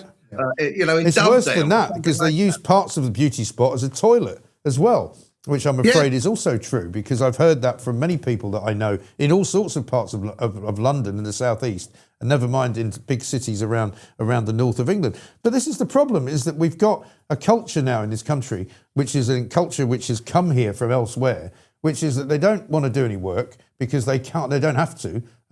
They have as many kids as they want to have, and they get paid by the state to do so. They don't wish to integrate. They don't wish to speak English, but they live here and enjoy the fruits of the national kind of handout brigade, if you like. And why wouldn't they?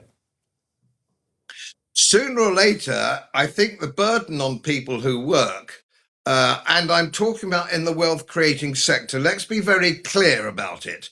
You're not in the you might be a very worthy individual, but if you're not in the private sector, you're not in the wealth creating sector.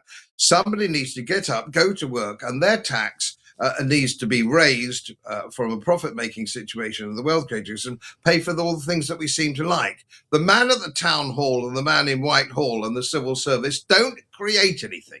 They don't create anything. And that's the problem. And there are millions of the buggers, millions and millions and millions of them. And we can't go on sustaining this. And the national health is a classic example. If you want a classic example, 1.2 million people work for the National Health Service, less than half of whom have any medical qualification whatsoever.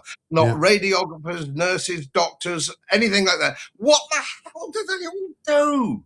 Well, exactly right. Well, they're certainly not making the service any better, are they? Because it's getting worse and worse and worse. And more people are now having to go private, even though they can't afford to, because they simply need to get themselves fixed up. It's absolutely shocking.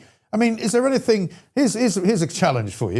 Is there anything that's actually working at all in this country that you can point to? I once had Mel Stride on when he was in government, and I said, can you point me to any government department that actually does what it's supposed to do? And of course, he was then head of the Work and Pensions Department. And he said, well, the Work and Pensions Department, obviously, clearly it doesn't work because there are too many people who are getting paid not to work, unfortunately, too many people on welfare, too many people encouraged not to work. I can't think of one thing in this country that actually works properly.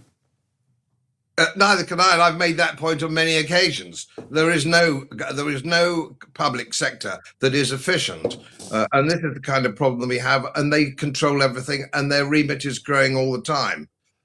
So I would counsel people, and certainly your viewers, Mike, that to just have a look. It's quite easily Googled. Have a look at Beveridge, the Beveridge report in 1943, about what welfare was supposed to be. It was a safety net for the unfortunate through no fault of their own, being lifted up by the subscription of a stamp, a national insurance stamp, yes, which of course is completely notional. And that was the idea. Against it myself, we had friendly societies who used to do that sort of thing and didn't put up with the nonsense that we get today. But look at Beveridge. We are in 1953. We drifted away under a socialist government. We drifted away from the relationship between people who contributed and people who benefited. That's gone. And that went in 1953. It's come one, come all. It's come one, come all. And it's got... The trouble is, has it got to completely and totally and utterly collapse before we do anything about it? I think the answer is yes. It's got to simply collapse. Yeah. Well, it's well on the way. I don't think you'd say it's closer to midnight than it is to dawn, if you like, in that sense. But Godfrey, listen, great to talk to you, as ever. Lots of people very much enthused by what you're saying and very much in agreement with it as well. So if you'd like to, we'd very much like to have you on regularly if we can. To continue our conversations, because we need to keep an eye on these buggers, as you say. Delighted, dear boy, delighted. Excellent. And what's the name of your YouTube channel, people are asking, in case they can go and find it? Small case, just godfreybloom.uk. Godfreybloom.uk. Lots of good stuff in it, and you don't have to pay anything. I won't ask you for any money.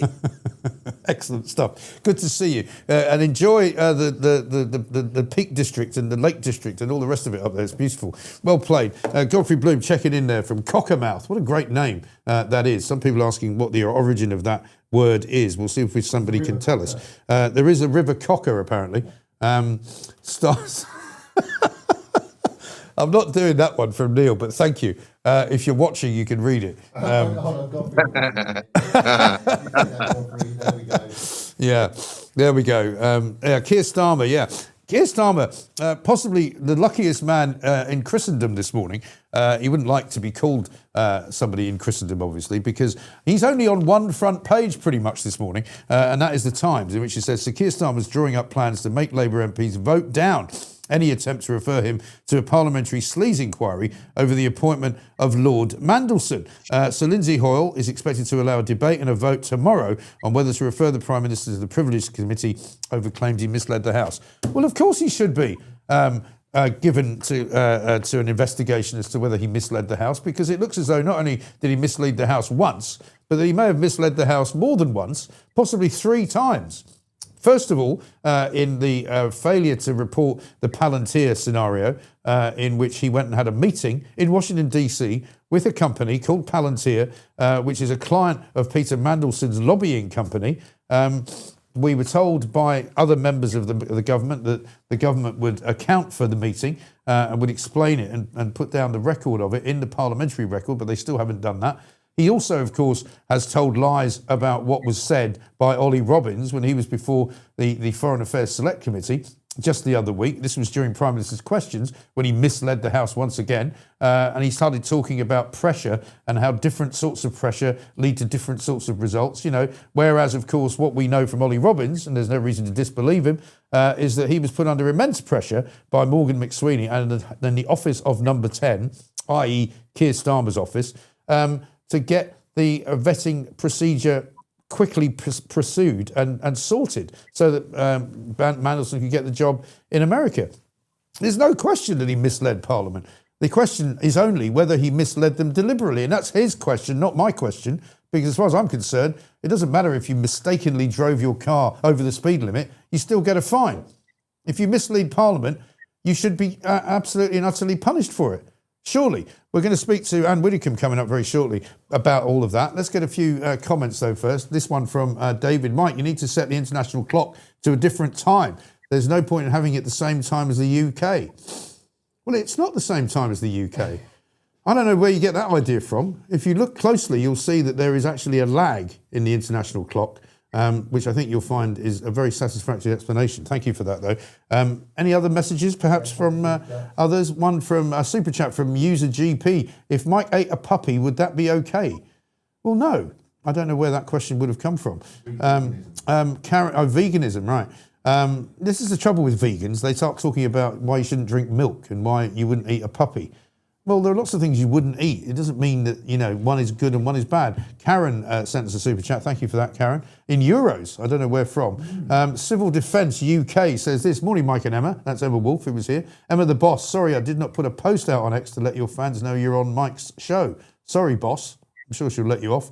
LTL says, Mike and team, best show on the planet. Well, we like to think so. We're here, of course, for your delectation. Karen says this. Ask Rim Striker is an anagram of Sir Keir Starmer. If you say so, I haven't had a chance to check that. That's another one in euros. Robert sends a super chat. Thank you, Robert, for that. Robert Wilson, of course. And what else? Is that it? Okay, that's it. Lots and lots of you getting in touch. And you can, of course, all comment for free on the YouTube chat, which is going all the time. Also on the Substack, we've had to take a couple of Substack messages down because we do ask you, and it's the same on the YouTube channel, just try and keep it pleasant, try and keep it nice. Don't make threats to people, whether they be politicians or not, no matter how much you might hate them. We've seen what happens in America when people get driven to doing crazy things because somebody said something that they don't like. We shouldn't be encouraging that sort of behaviour. We shouldn't certainly be encouraging any kind of violence of any kind against any politician or against any individual. So please do refrain from that, because if you do it, it just harms our cause. It harms us as a channel, and so therefore we have to remove it. Otherwise, we end up having a problem either with Substack or with YouTube. So please try and rein yourselves in, let's put it that way. I know sometimes it can be difficult. We've got Anne Widdecombe coming up very shortly. But first, though, I think we've got some news, have we? With Edward Hughes. Good morning. I'm Edward Hughes. Thanks for Friday, Fiona. King Charles is jetting off to Washington, desperately trying to patch up the UK-US special relationship after Bell and Starmer refused to join Trump's Iran adventure. Meanwhile, at the London Marathon, a Kenyan runner casually smashed the 2-hour barrier in 1 hour, 59 minutes and 30 seconds. Brilliant. Our roads were gridlocked so elites could prove humans can outrun cars. Back home, Starmer's dodging sleaze inquiries and leadership plots like a pro, promising to crack down on shoplifting while the NHS braces for 8 more months of war fallout. And don't forget the firebombing trial begins today. I suspect there is some kind of super injunction in place. Expect zero press coverage and note from number 10. Please remember to like and subscribe, and don't forget your tickets for the live show. Laters Tigers. Now, only two sorts of people oppose free speech, and they are at opposite ends of the scale. Snowflakes and totalitarians. I am offended, upset, insulted at least 30 times a day. Tough.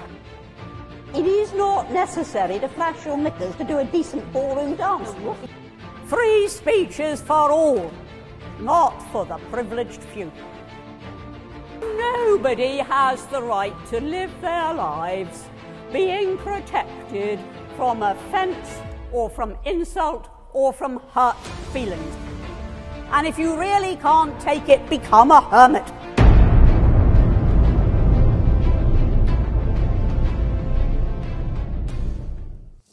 It is that time. Witty Weekly is what we call it. MLB Peace Planet says, absolutely never promote or encourage violence. Democracy and free speech is for everyone.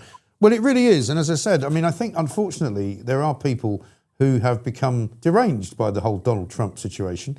Not just by that, but also by reform as well in this country. There are people who would rather demonise a politician or somebody who has a different view to them than they would actually sit down and have a debate with them, which I think is entirely wrong. We saw it yesterday with Brian Cox, who more or less sort of, went along with and gave the impression, certainly, that Donald Trump has created his own dangerous political situation because of the way that he's behaving and the things that he says and the fact that there are many unhappy people. Shall we have a look at the clip again, one more time? This is Brian Cox talking on Laura Kunsberg's BBC show yesterday. Brian, you spend a lot of time in the United States, and there has been a big rise in political violence in the last few years. There's a lot of unhappy people in America about what's happening. The poor particularly have been, really treated rather badly. Medicaid is under threat. Everything is under threat. He's doing the most extraordinary things to people's well-being. And people are not happy. People who voted for him are not happy. He is not popular. He really isn't popular. He would like to pretend he is popular, and he will give that impression, but he's not. His popularity rate has gone way, way down, and I think he's behaving well. I won't even go into that. Okay, maybe we will a bit later on. I mean, quite an extraordinary thing to say on a public broadcasting platform. Anne Widdicombe's here with us this morning. Anne, very good morning to you. Good to see you. Morning to you.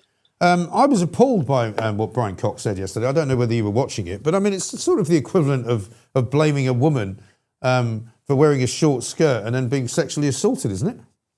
Well, the observations that he makes, some of them are quite true, but that is no reason at all and can never be advanced as a reason for violence, let alone the sort of violence which involved a pretty good attempt to kill. Yeah. So, there's no justification. And really, if he wanted to say that Trump has brought a lot of his misfortunes on himself, he really should have qualified it by saying what I've just said, and he didn't. Yes, unfortunately he didn't. In fact, you got the impression that he sort of stopped himself from going even further by saying, and quite frankly, I'm not surprised people are trying to kill him, because he might as well have said that. It was the implication. Certainly it was the implication, but he didn't actually say it, but it was the implication, yes. Yes, indeed.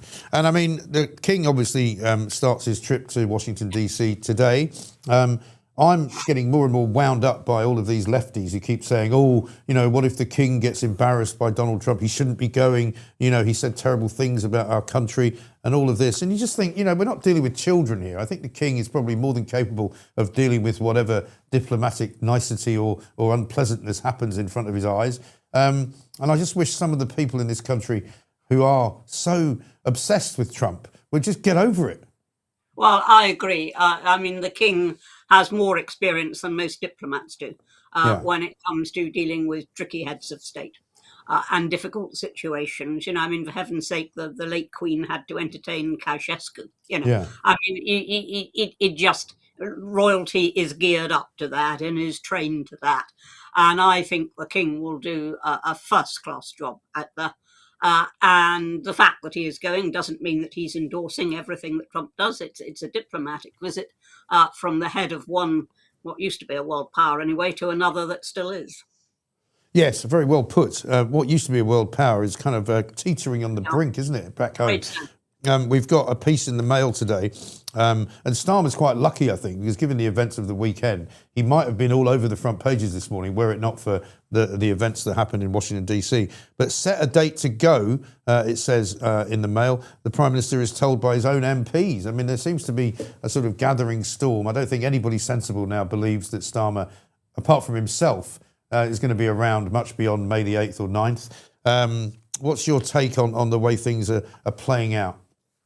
I think you're right. I mean, I think he's probably reached the point where he cannot survive. But as I've said before on your programme, Mike, do be careful what you wish for. I mean, Starmer is useless, but Rayner is not only useless, she's positively dangerous with some of the things that she will do. She will probably kill business altogether. And if you or Miliband, what would he do with net zero? If you actually look at some of those lining up in the wings, I'd rather deal with that fool Starmer for the next 3 years, quite honestly. Yeah, I mean, and that's a terrible admission, isn't it? That we are actually, we're so ridiculously barren when it comes to intellect on the front benches of this government, which is, I don't think I've seen anything like that. Because not even only this government, it's Parliament in general. It's politicians in general. I mean, the quality of Parliament, the sheer decline in that over the last, say, 25 years. This isn't something that's just happened with Labour. It's been around for a very long time on both sides for a whole load of reasons, which I haven't got time to go into now. Right. But it's something we need to arrest, that decline in the quality of our leaders. No, absolutely right. And of course, the most recent joiner to the parliamentary estate is Hannah Spencer, that rather ridiculous Green Party MP who won in Gorton and Denton. I don't know if you saw what she said the other day, but have a look at this. I'm really uneasy about, and I noticed this the other day, when you can smell the alcohol when people are in between votes, and as everyone's going in to vote, some people have been drinking in between. Like there's a room where I walked past and I doubled back and looked in because people are just sat having a drink. But again, that's a job. Like I can't imagine if a cleaner did that or someone working in a bank, like had a few drinks and then went back to work, like a bit, like smelling of alcohol, like that wouldn't happen. And I think there's been so many cases recently of like questionable and dangerous behaviour from, allegedly from MPs, but staff, like because this culture of a really unprofessional and worrying setting where people can just drink alcohol and then while they're in work, it's like life doesn't work like that. And when I say that, that is what I find very out of touch about that place. It's things like that I mean, because I just think the vast majority of us that have come from backgrounds of like normal jobs, like that's not how the world works. So why does it work in somewhere where arguably the most important decisions get made?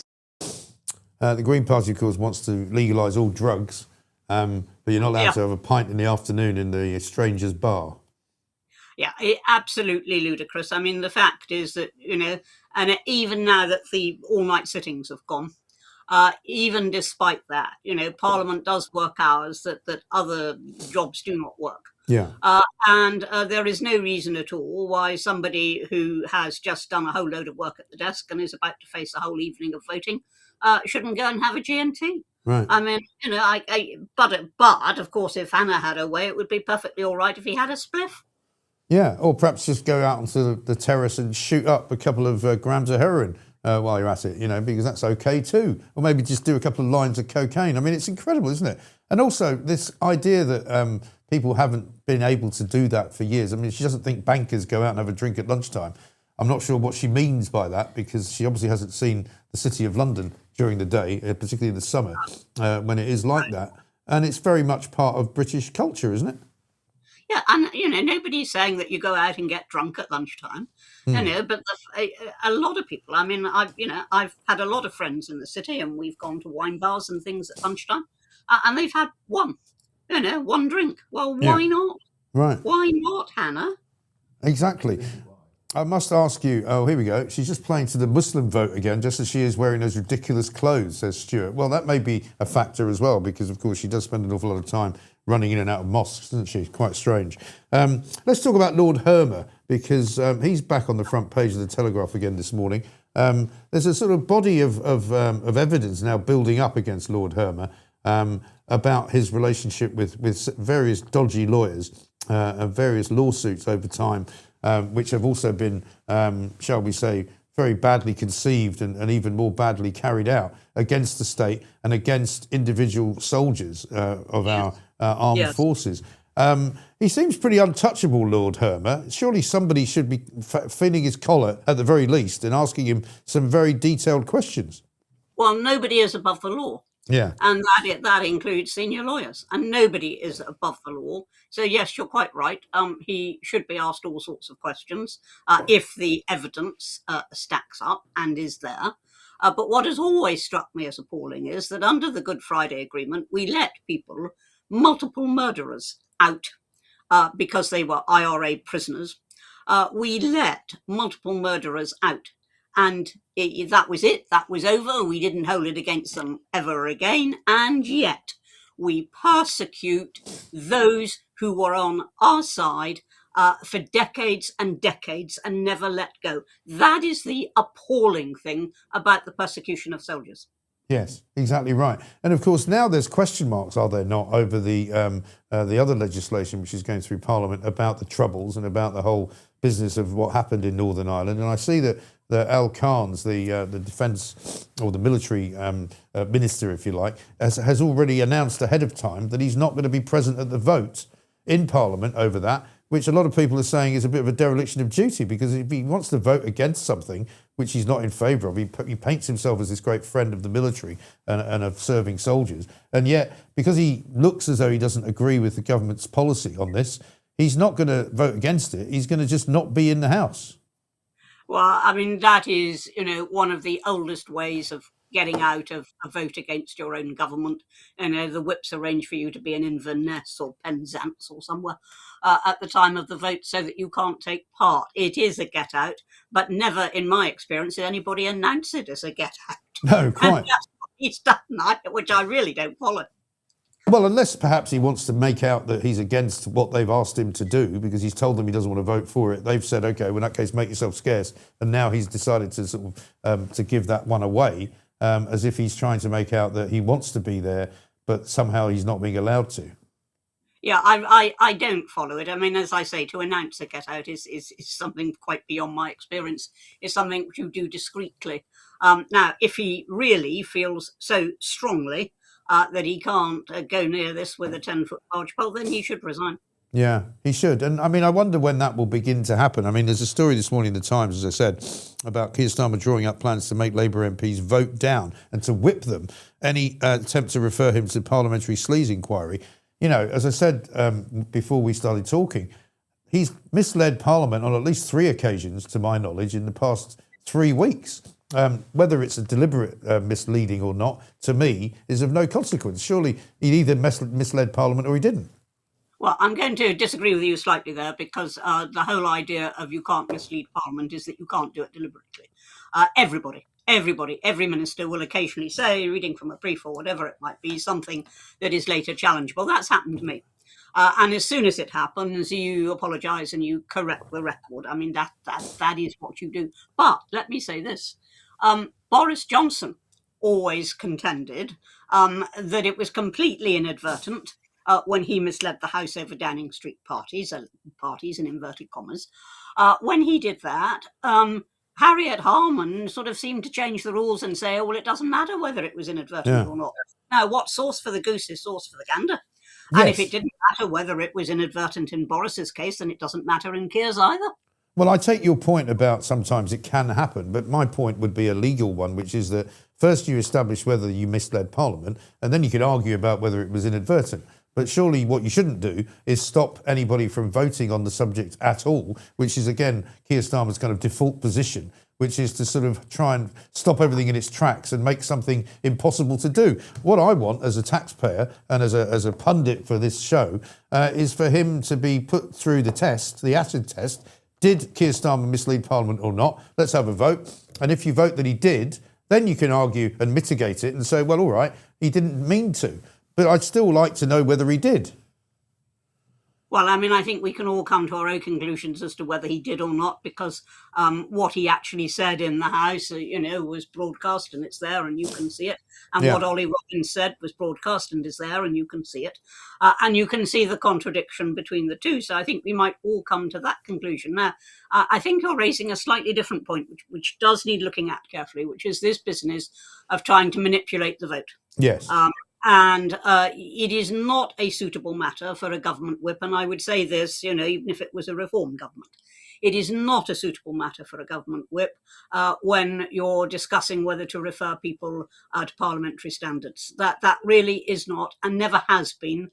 And there will be informal whipping behind the scenes. There always was. But it shouldn't be too overt and it certainly shouldn't be heavy-handed. So in other words, Lindsay Hoyle should take a stand here and make sure that the vote takes place rather than somehow allowing Keir Starmer to get away with it. Oh, I mean, Lindsay's, perfectly entitled to make sure that a vote takes place.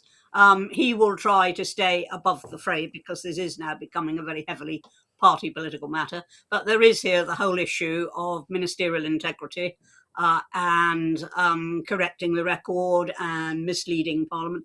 I mean, why on earth didn't Keir Starmer say immediately when the contradictions became obvious, that under the pressure of the debate, etc., he inadvertently said the wrong thing? Now, if he'd said that right away and issued a mea culpa right away, it would have been slightly different, but he's tried to double down a bit. Right. I think that's partially the problem with Keir Starmer is that, almost every single thing that he's ever said, and whether inside or outside Parliament, he's contradicted it himself.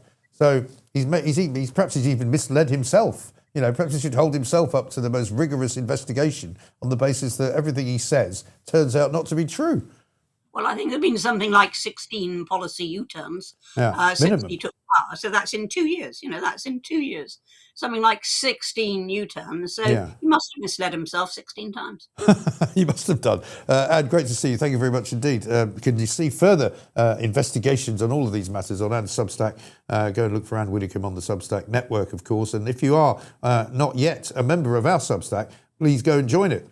It is themikegrahamshow.com. Some of you have been asking, actually, over the course of the last weekend, whether or not I could read out some more of the comments on Substack. And I've got one here from Anne, who's a paid subscriber. And if you are a paid subscriber, you can actually get the show ad-free, as you can if you join up with YouTube Premium.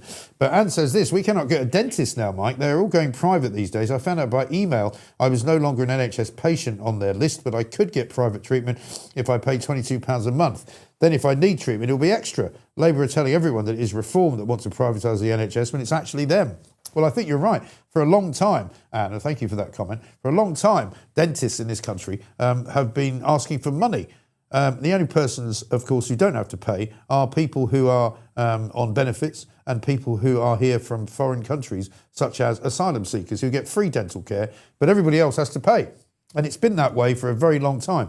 I mean, I am fortunate enough to be able to afford to pay for a private dentist, which I do, because I had to get quite a lot of work done some years ago, because the NHS basically said they wouldn't do it. Basically said, no, there's nothing we can do for you. We haven't got the ability to fix whatever it is that your problem is. So, but even before that, if you went for a cleaning, you had to pay. If you went for a filling, you had to pay. If you went for just any kind of other dental work, you had to give them cash. You didn't get it for free. So it hasn't been free to anyone who works for a very long time, I think you'll find. Coming up, we're going to speak to Mark Littlewood, who is going to be here short. Is he here? Yes, he's here. Oh, he is here. Should we go straight to him? Slightly emojis on this. The emojis on the old fire-bombing trial. Yes, very nice. Thank you, Krim. We'll bring you as many updates on that trial as it happens. It's supposed to start today, but as I said, it quite often will be taken over by legalese and legal conversations and all of that. But we will bring you news on it as soon as we can. Right now, it's time to speak to our favourite economist, who is, of course, Mark Littlewood from Popular Conservatism. Mr. Littlewood, very good morning to you. Morning, Mike. Good to see you. I trust you've recovered from the loss at the weekend of the FA Cup scenario, but you were there, right? Yeah, just about recovered. Still got a bit of post-traumatic stress disorder, but I'm expecting to get over it this week, Mike.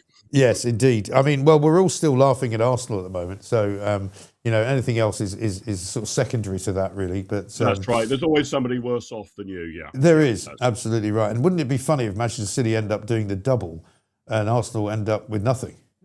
That looks pretty likely. Looks pretty likely. Actually, it could happen. It could happen. And of course, we've been saying it's because of the curse of Jonah, Keir Starmer, the man who can't get anything right, who's now desperately trying to shore up his prime ministership by telling his own party that they can't vote for whether or not you misled Parliament. Yeah, this is really intriguing, Mike. And I just want to blow my nose. Can I do that? I was listening to what Anne Widdicombe was saying about this. It looks like Keir Starmer and the Labour Whip's office are going to put his own MPs in a really difficult position because they've got this massive majority after the loveless landslide of 2024. Starmer can basically prevail in the vote. But I think there will be a huge number of Labour MPs who will not want on their CV, on their voting record, that they refused to refer this matter for further investigation. That could be toxic and lethal for them at a local level. And if you've got Labour MPs who've reached the conclusion that it's now very likely that Keir Starmer will go in short order, they might question whether they really do need to be loyal or absent themselves from the vote. I heard earlier you were suggesting Al Cairns is going to try and miss a vote on the Northern Ireland Troubles. Well, I wonder how many Labour MPs will be conveniently not in the House of Commons as and when this is pushed to a vote. Because if you're handing over to your opponents in your constituency the ability for them to say, this guy or this gal, your local Labour MP, didn't even refer this matter about Keir Starmer leading the House, they're a Keir Starmer lackey, that could make the electoral position of the Labour Party in a whole range of areas in the UK even more fragile and desperate than it is at the moment. Well, this is the thing. There's no question, is there, that there is now a whole series of conversations being held both inside Downing Street and outside Downing Street about what to do next. And the overwhelming sort of scenario seems to be it's not a matter of if but when. And the Mail today have got a piece saying that his own MPs are now telling him to set a date to go, to figure out some kind of transition, whether it involves Angela Rayner and Andy Burnham or whether it involves just David Lammy or Ed Miliband. There's definitely moves afoot to get rid of him. He seems still demented enough to think that he's going to be leading Labour not only after May, but into the next election, which he's got to be mad to think that, hasn't he? But he's also now, and this one will be particularly of interest to you, he's now talking about chucking Rachel Thieves under the bus as if it's all her fault. Yeah, that's it is all completely mad now, Mike. This isn't actually wholly unusual when you get into the end game, and I'm still assuming this is the end game of the Starmer premiership, that those in the bunker get delusional. I'm thinking all of the way back to when Tony Blair was planning his own departure, and they had this crazy plan that he was going to tour the country and appear on Blue Peter and a range of other shows, and the public would be yearning for more. And completely delusional. And I think that's what tends to happen in the political bunker when you're, it is why that great movie about the end of Hitler, Downfall, is so often recast as being anybody who's in trouble. Hitler was utterly delusional in the bunker. I'm not suggesting Starmer is like Hitler in too many other ways, but politicians in the bunker tend to go crazy. And the reality is, I think, that an increasing number of Labour Party figures want to get rid of him. They've still got this huge problem, though, right? You were talking to Anne Widdecombe about this, of a paucity of obvious replacements, all of whom have their own problems. Yeah. I mean, even if Rayner is cleared by HMRC over her stamp duty, that still sort of lingers over her. Ed Miliband's crazy net zero stuff goes down like a cup of cold sick with the electorate, and I think Labour don't want any more of that and probably want less of it. Andy Burnham isn't an MP. Yeah. Wes Streeting isn't liked by the left of the party. Where'd you turn? So Starmer would be finished by now if there was an obvious replacement. But because all of the sort of leading favourites each have a pretty serious Achilles heel, I think that's what's stopping the Labour Party from moving. And I still think they could alight on a complete rank outsider. Not one of the top 4 or 5. Bring in somebody like Pat McFadden or Hilary Benn or somebody like that. I think that's still a possibility. God almighty. Can you imagine? I mean, I'm with Anne Widdecombe on this one, though. There's never been, and she declares it to be the case on all sides of the House, not just on the Labour side, but there's never been such a paucity of sort of intellectual rigour and anybody really with a backbone strong enough not to bend at every single sort of problem that comes up. You're going to have another massive week here for Starmer, where Morgan McSweeney is going to sit in front of the Foreign Affairs Select Committee tomorrow. Many people don't think he's going to throw him under the bus. They think he'll probably remain loyal because that's the kind of guy he is, and he's also still probably Mandelson's creature anyway. And regardless of how bad Mandelson's situation gets, I suspect his people will still kind of support him, you know what I mean? Meanwhile, you've also got the former head of the Foreign Office, and the guy who left in order for Ollie Robbins to get the job, Philip Barton, I think it is. He's also going to be speaking. Now, he may be slightly less friendly to Starmer because a lot of people think he left because he wouldn't do their bidding on Mandelson, right? Yes, that's it. I mean, I think you're right in your prediction, Mike, that McSweeney's likely to remain loyal to the regime. And most observers think that Philip Barton is likely basically to endorse Ollie Robbins' testimony from the other week. Yeah. And what's going to be key here is obviously we've got 2 conflicting stories, but it's almost as you're watching it unfold, you have to look into the whites of the eyes of these people and ask yourself, does this sound plausible? Is this person sincere? Does it obviously look like they're telling the truth?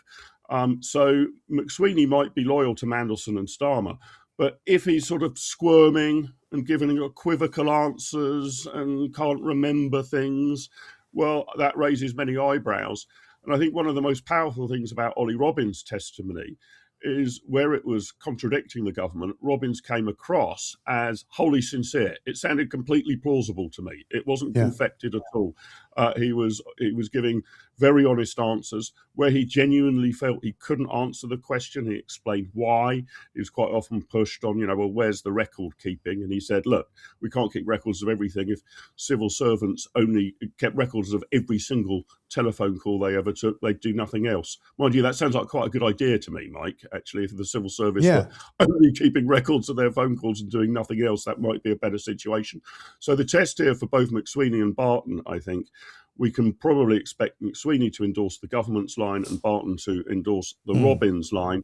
But who's going to come across as more plausible in the eyes of the public and in the eyes of MPs in Westminster? That's the test. And so far, in my view, in this saga, Ollie Robbins has come across as infinitely more plausible than the Prime Minister in his account of events. Right. And also, what about this other business which happened over the course of the last few days, which is Emily Thornberry writing to Yvette Cooper to try and get testimony and an appearance, indeed, from the man who's responsible for actually turning down Mandelson on the vetting front, right? And she's blocked it, basically, and said, oh, no, he can't come and appear in person, but he will answer some questions if you wish to put them to him. Now, that could be a bit of an unexploded bomb for Starmer as well, couldn't it? Yeah, that's right. I mean, look, the whole, what this has exposed, quite apart from the politics of it and whether the Prime Minister's misled the House and whether that was advertent or inadvertent, is our process, the apparent process for appointing an ambassador to the United States, or indeed to any other role in the world, is mad. It's insane. So what's supposed to happen, apparently, is if you're making a political appointment, that's to say you've got your chosen pick and it's not someone from the pool of diplomats, because they would have all gone through the vetting, much earlier in their career. So you could pick any of them safely. But if you want to appoint Peter Mandelson, or I don't know, David Miliband, for sake of argument, or Andy Burnham as our ambassador to Paris, you've got to go through this vetting process.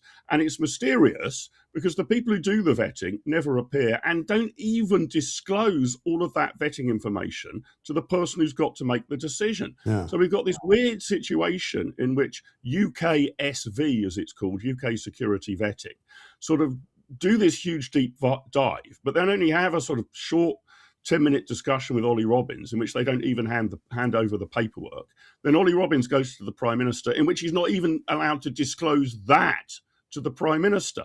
Well, this is crazy. Whoever's doing the vetting and coming up with the conclusion that it's a red alert or an amber alert or a green tick, so everything's fine, surely the person making the final decision needs to see all of that, rather than this person not even appearing in front of a committee. So you've got people doing the research apparently have very little connection in terms of the overall information with the people making the decision. Well, you're bound to get stupid decisions in that case. So quite apart from the political fallout of all of this, which could be enormous, could easily lead to the downfall of the Prime Minister. I think we've got to ask ourselves whether our process of appointing people is anything like credible, or whether, which I think is the case on the face of it, is totally nuts. Well, indeed. And I tend to go with your final version there, which is totally nuts, because, it's almost as though somebody's deliberately constructed a framework under which nobody has to really bear any responsibility for anything. When they go, well, it wasn't me, it was that guy over there. And then he wouldn't tell me that bit because I'm not allowed to know that bit. And so I couldn't tell him that bit there because I didn't know what it was. But I knew this bit, but somebody else told me that bit. And you kind of go, what are you, playing some kind of ridiculous game of Jenga? Verbal Jenga, where, you pull one thing out and everything else falls down and collapses. I mean, it's insane. And apart from anything else, what I've questioned last week, which seemed to be a reasonably valid question to ask, is how is it possible for somebody who has failed the vetting, or who is being indicated would fail the vetting, that he ends up getting not only a top job in the private diplomatic service, in which he has access to the most horrendously secret government documents, but that he gets access to those documents before he gets the job.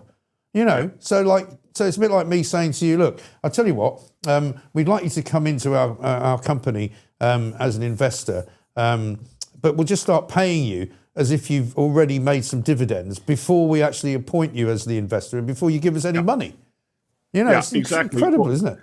Or to give you access to highly confidential company information about where your funding's coming from, where it's going, before you're satisfied that I should do the job. Yeah, so the bit about the whole process, which I think wholly unravels Keir Starmer's view that all full due process was followed, is it's absolutely clear that they rushed the appointment. They wanted to put Mandelson in place fast. He was in place whilst Ollie Robbins was still conducting all this vetting, which is crazy. So that, and on Robbins' account, which is the only account that makes sense, this was due to political pressure from Downing Street. Well, okay, if you want to put your foot to the floor and accelerate an appointment, sometimes that can be a good thing, especially in government where the wheels turn so ridiculously slowly. But then don't pretend you've gone through the full vetting process, because you haven't. Right. You've got this guy being able to access all this material and you haven't ticked him off. So the hope... Oh, have we just frozen? He's frozen. Maybe he needs to put some money in the meter. Yeah. You know that thing where, it's happened to me once, actually. This is a funny story, very short one. I was on holiday in America. I was 15. We were on a camping trip across the US. And quite often we'd stay in these campsites and you had coin-operated showers, right? So you'd put a quarter into the shower and the water would come on. And of course, being this rather inexperienced young lad, I only had a couple of quarters and I'd just put the shampoo in my hair and I ran out of money. And so I had to come out of the shower covered in soap, basically, and see if I could borrow some money from him because there wasn't anybody else there. I think that's what's happened to Mark Littlewood there. He's literally not put enough coins in the meter. It used to happen as well when I was a student, and all the lights would go out, and we'd be sitting upstairs and sort of lying about like students do, and nobody wanted to go downstairs and put money into the meter, which was about 3 flights down. So we'd just sit there in the dark and talk.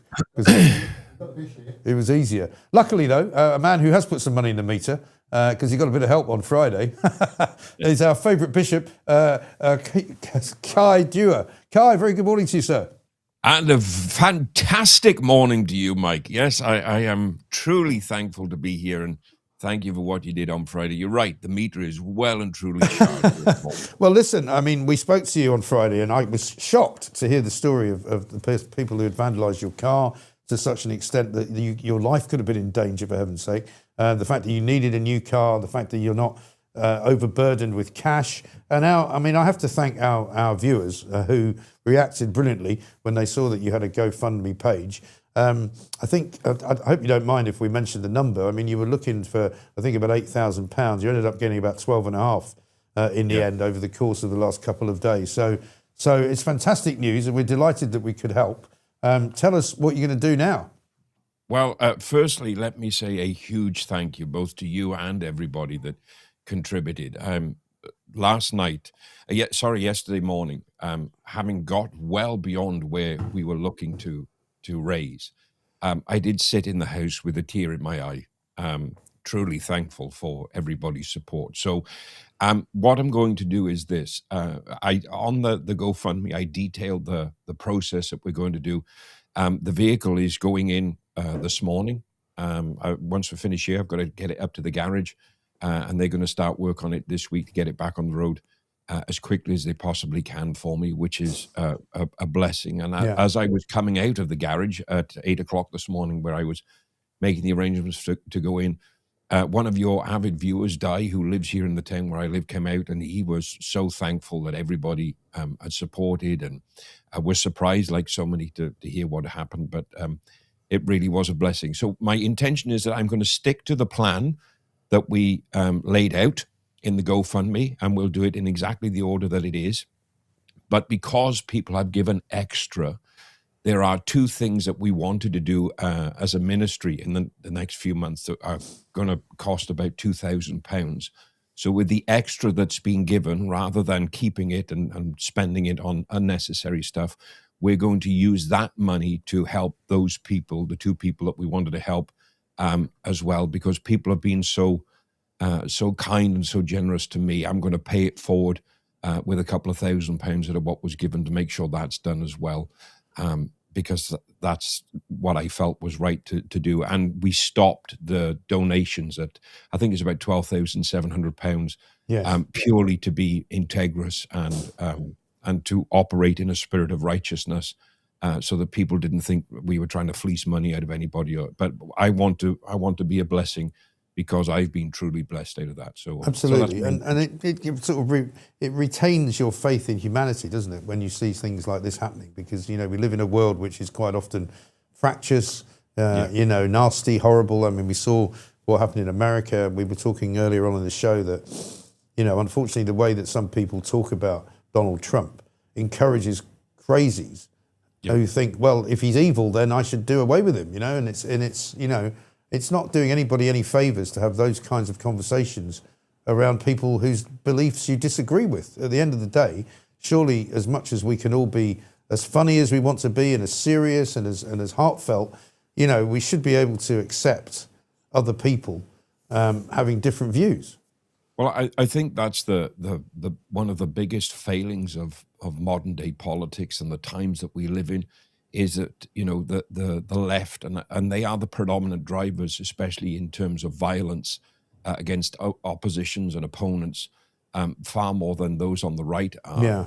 Is this attitude of you can have any opinion you want as long as it's my opinion, and if you disagree with me, you are to be stopped and eliminated, for want of a better expression. And quite often that does lead to the kind of violence that does end up in, serious harm or worse, a loss of life. And I miss the days, and I say this genuinely and respectfully, I miss the days where we would sit and watch Thatcher and Kinnock going at each other like hammer and tongs across the dispatch box. But at the end of the day, still laugh, still civil to each other, and outside of Parliament, there was never this toxicity that we now see in the entire political agenda. It's so much, that you see in society being deliberately orchestrated to be more fractured than it's ever been. Diversity has not brought a strength of unity. What it has done is brought more segregation to society than I'm aware of in my almost 50 years on the planet. And one of the things that I try to do, both as a bishop and as a Christian, is to break down those barriers of separation. It makes me laugh when people have called me, all of the names under the sun, because it goes against everything that I believe in, everything that I stand for. And diversity is something that we should strive towards, but not in the way in which the political objective of diversity has been co-opted. The gospel message is truly a message of celebrating the diversity of the individuals while strengthening the collective of society, something that we don't see anymore. It's, very much, if you don't believe what I believe, you're to be hated and you're to be eliminated. And Zach Polanski recently in that interview, or David Paulson, as I, call him, because that is his name, that he said that, they want to build a utopian society that doesn't include the right. Yes. Where's diversity there? Yeah, what do you think he meant by that, where he said we'll just have to construct a society without them? I mean, that's quite a chilling statement, isn't it? Well, that's the precursor to socialist revolution in Iran in 1979. It's the precursor to socialist revolution in China, in Cuba, in multiple other countries around the world. And North Korea is a great example of it. So and look how well that's working out for them. So do you think he means to literally lock up anybody who's a dissenter to the cause? I genuinely believe that socialism in this current day and age has moved so far towards that kind of Nazism and fascism that we saw between Hitler and Mussolini and others, that yes, I genuinely believe he wants a utopian society that does not include any opposing voices. And that is one of the most dangerous things that any politician could ever speak. Well, we've got a little clip, actually, not that one, but another clip from Polanski, when he was known, as you say, by another name, Dave Paulson, or whatever it was. This is him talking to Piers Morgan about trying to identify women. Can a woman have a penis? Yes. It's going to take them a long time on the National Health Service to get rid of it, but that's another separate problem. All right. I think we'll leave it on a woman can have a penis. People can I think you're lacking nuance and complexity about a pretty complicated Not really. You couldn't have been clearer. I'm clear, because actually when you want to look at the science... You were crystal clear. asked you a Yes. simple question. But you're laughing at it, which I think demeans I think it's trans an people. absolutely ridiculous What have you got against response. trans people? Why are you punching down? Why are you not saying Nothing against the real trans problem people. in I've this already country? told you that I think trans You people... sound like you have a huge problem with trans people. No. It sounds to me like you don't understand what a woman is, which I think is a huge problem for someone leading a party in this country. A woman is a gender. Sorry? You said, what's a woman? No, a woman is a is gender. a biological and gender female. is complicated. No. Gender is a spectrum. It's not complicated. A woman is a Is biological gender a spectrum? Is it that binary? Do you to think people are born male and female? Not necessarily. Oh, for actually. God's sake. I think it's more complicated than It's that. not more complicated, Zach. Well, it's not more complicated than that if you're a TV show host who wants to make it binary and ridiculous. Zach, you're going to have but to actually, work if you this want stuff to have out, a mate, 'cause nuanced let me tell you. conversation that actually reflects science when I asked you if you and wanted to be information. when I asked you if you want to be prime minister, there is not a cat in hell's chance of you ever becoming prime minister if you don't know what a woman is. I'm afraid I'm with Piers Morgan on this one. A guy who changed his name, by the way, from Dave Pawson, is it? Dave Pawson to Zach Polanski. You know, as I've said many times before, to adopt the name of a man who still, I believe, is wanted for rape of a 13-year-old child in California as a good name to adopt is the first question you would have about him. But secondly, Piers is quite right. You know, a woman is a biological female. I mean, even the law of the land says so. So he's actually going against the law of the land. I've got a question in that perspective. You know, if gender is so fluid and there are so many genders, how come you can only have gender reassignment surgery to one of two genders? That's a very good question. It pretty much nails the whole idea of it, doesn't it? And again, it doesn't mean just because Piers Morgan or I or you or anybody else has that view that you're somehow against trans people, you know, because there are plenty of trans people who we've all known over the years who are more than happy to be referred to as trans people. And there are plenty of trans women who don't claim to be women, you know? Very few people know this, and it's not because we hide it. I have a cousin that is full post-operative transsexual. Yeah. Who began life as Richard and now lives as a completely different person. Right. And reached out to me expecting to feel, I'm not quite sure, judgment, condemnation, whatever. And after the first conversation we'd had in many, many years, sent me a Facebook message, which I've kept and screenshot, to say, of all the people I thought would be the most judgmental and the most disparaging for what I've done, you're the one in our family that has shown me the most love.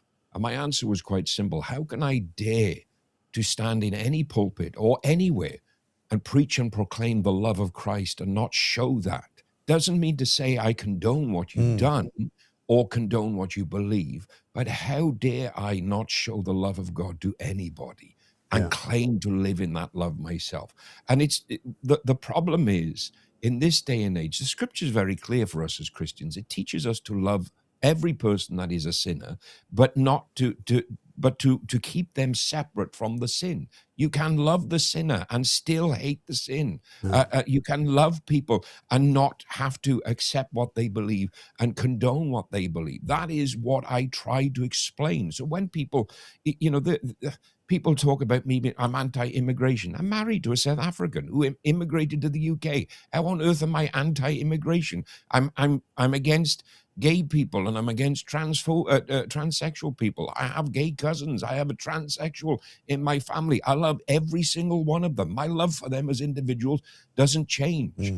It doesn't mean to say that I have to be forced to accept an ideology or belief. And this is the problem with society today. It's, you know, you have to accept what we believe by fear, by force, or by every means necessary. And if you don't, we'll do everything we can to shut you down. I've been through it myself. I know it firsthand.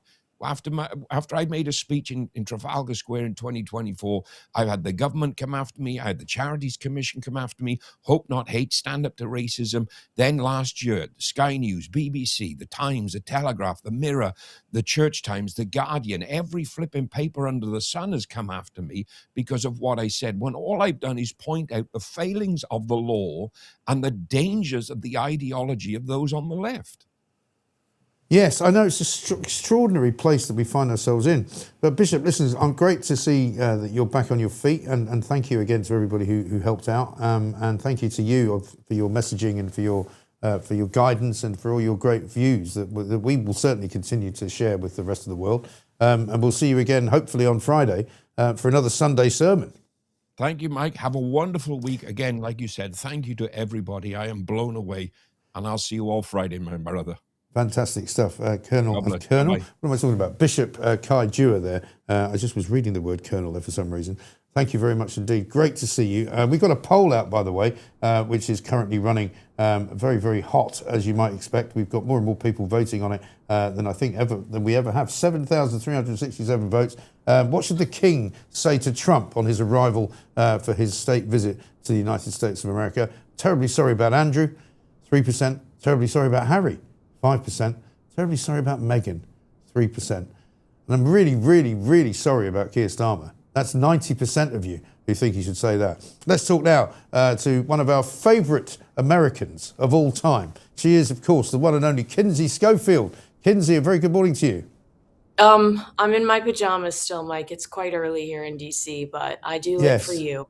I'm very, very grateful. Thank you so much. I did think you might be in DC, so you're there on a pretty momentous week, I suppose, not just for the visit of the King, but for what happened over the weekend in the Hilton Ballroom, which is still quite staggering for a lot of us here.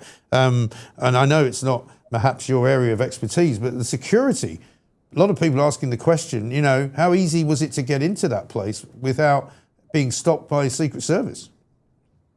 I mean, I know I saw a lot of people giving Donald Trump a hard time when he said, like, this is why I want the ballroom. But I mean, what he was saying was, I know that a ballroom would be secure, and obviously this venue is not secure enough. I covered the 2016 election for Fox when I was younger, when I was a young woman. And it's amazing how much animosity and anger and just, you know, fear we have today compared to those days when there was just so much more joy. And, you know, while the mainstream media, they were negative about Trump throughout that process of the 2016 campaign, they watched his speeches in full and would cackle at some of his, you know, wit or some of his one-liners. And I do wonder if some of them sat in that room the other night, some of those exact people that have created such division, and wondered if their actions are perpetuating some of this crazy out there. Yeah. Well, I don't think there's any doubt that some of the rhetoric around Donald Trump has caused people like this character who's a teacher, apparently, God forbid, Cole Thomas Allen, 31 years of age, trained as an engineer. I mean, he's an educated guy. He's not, you know, an idiot. He's not a crazy on the face of it. But it turns out that he's anti-Christian.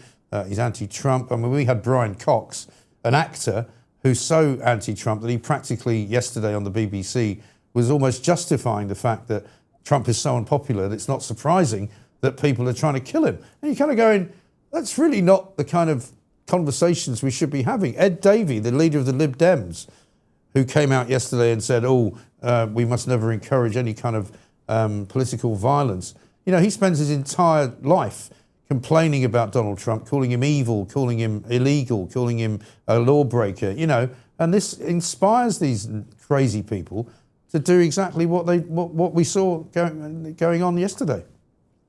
Yeah, Brian Cox, Succession wasn't that good. They killed you off for a reason.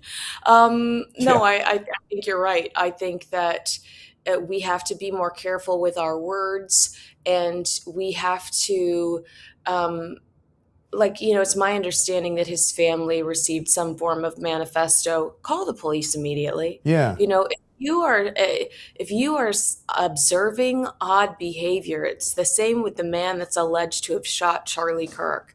Yeah. If you are observing odd behavior from a family member, you need to tell someone in law enforcement, warn people, because these, you know, we'll talk about it, I imagine, in a second or so, but Thankfully, the president wasn't shot. Thankfully, no one in his administration was shot.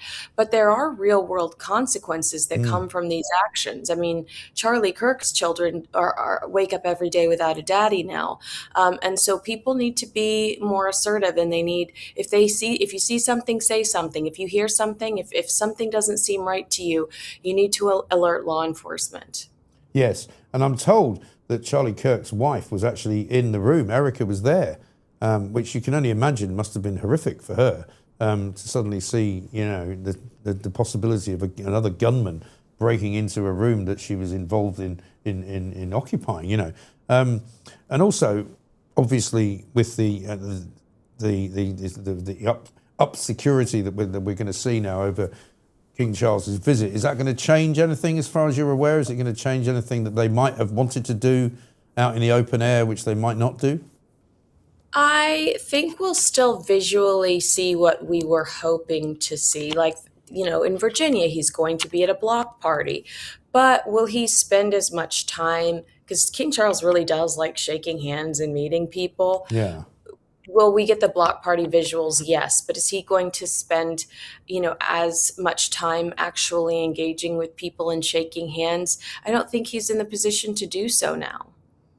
No, I think the security detail, I mean, we're told there's been a few changes made by Charles's security people, and no doubt Donald Trump's. I mean, he was still quite bullish, wasn't he, yesterday, about the fact that, he wasn't going to be thrown to the ground, he was going to stand his ground, he likes to show that he's still in charge. But presumably this will lead to the next inaugural White House press dinner being held somewhere more secure, not just any hotel where anybody can break into it. Agreed. We'll see where that, that's supposed to happen within the next 30 days. But I think that we have bigger issues on our hands than another roast session. I feel like as a society, we have to figure out why this has become acceptable. Sadly, I do a lot of British media, and I've heard a lot of British media, and they're going, well, it's coming out of the United States, so we're not so surprised. Think about Reagan, think about JFK. Well, in my lifetime, I had not seen something like this until Charlie Kirk, and I don't want to see it anymore. I mean, I know there was Butler, Pennsylvania, and I was horrified by that, but actually having to watch a public figure pass away on camera, murdered by someone, the first time that I was like, this is not the America I know. Right. That was Charlie Kirk, and I don't want it to be the America I know. I mean, I know that you guys kind of look at us and you look at the history books and you associate it with a typical Tuesday, but it hadn't been in my lifetime until recently, and I don't want that. No, and it should never be normalised. And you're quite right to say that, until, certainly since Reagan, there hasn't really been much action like that. I mean, I remember Reagan being assassinated, but you probably weren't even born. Kennedy or just about shot at. Reagan lived. Not assassinated. Yeah, shot at. Yeah, but one of his Secret Service agents was killed, and Reagan was never really the same after that. He kind of deteriorated health-wise much quicker, I think, than he would otherwise have done. But yeah, I don't know what's gone wrong. I've got family that live in America, as you know, and I speak to them on a pretty regular basis, and they're sort of in despair in a lot of it, and again, a lot of it coming from the left, more than it comes from the right, in a way, that there's kind of people that they know, my friends who are friends with my family, who would otherwise have been a few years ago just people that voted Democrat, have now become kind of deranged about Donald Trump and can't even mention his name, can't even watch him. And there was one woman who's a friend of my sister's who left the country to avoid the inauguration. And you kind of go, really? Is that how seriously you take it? That's crazy. That's a poor reflection on our mental health system, I guess, because, again, I'm sorry that I keep bringing up this individual, but when George Floyd died in the United States, you saw people take to the streets and set buildings on fire while CNN stood in front of a microphone talking about the peaceful protests. Yeah, right. And when Charlie Kirk died, what people did? They went to church. We saw a huge increase in bodies going to church. So I think that analytically, and statistically, that tells you that there are different responses to political frustration. Yeah, exactly. So what are we going to see in the next sort of 24 to 48 hours? What are you going to be covering? Well, we look forward to seeing the King's arrival around noon. And again, there's been a lot of shifts regarding security. So I wish I could be like, I'm going to give you great access to the tea on Tuesday, but I'm not sure I have that anymore. There's going to be a private tea between Melania, the First Lady, and Queen Camilla, and the King, and President Trump. There's going to be a dinner, not like a state banquet like you have, because we're different, I guess. So we're boring and we just call it a dinner. The King is going to do a block party in Virginia. He's going to stop by New York to honor the memory of the victims that we lost in 9/11. And, I just think what we're going to see visually isn't as important as what's going to be going on behind the scenes, where the King has the very important job of mediating a difficult time right now between the U.S. and the UK, and Starmer. God love him. Or does he? I don't know. But the King he doesn't believe in God, so probably not.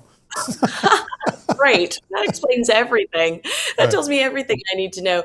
But the King is going to be the mediator, basically, between President Trump and Starmer, who, started off on an awkward foot with Donald Trump because he wasn't shy about loathing Trump before he became president. And then he became president, and then he's on his hands and knees delivering a little letter saying, can we send the royal family to the White House?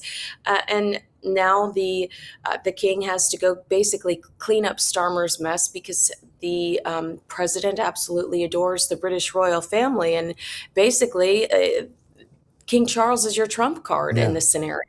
Absolutely, and of course people who say, and I'm going to have a meltdown about it shortly, which we'll put out later, but the people who say, oh, but what if Trump is in some way disrespectful to Britain, or what if he says something off colour? He won't, because he's not that stupid, and he behaves in a very different way when he's around King Charles than he does when he's around anybody else, doesn't he? He does. I'm sorry if somebody's heard me say this before, it's my favorite story. The President Trump grew up in a household that adored the British royal family. His mother had scrapbooks as a little girl dedicated to Princess Elizabeth and Princess Margaret. As when he was a little boy, the whole house would stop and watch the television if there was anything royal related happening or any royal news happening.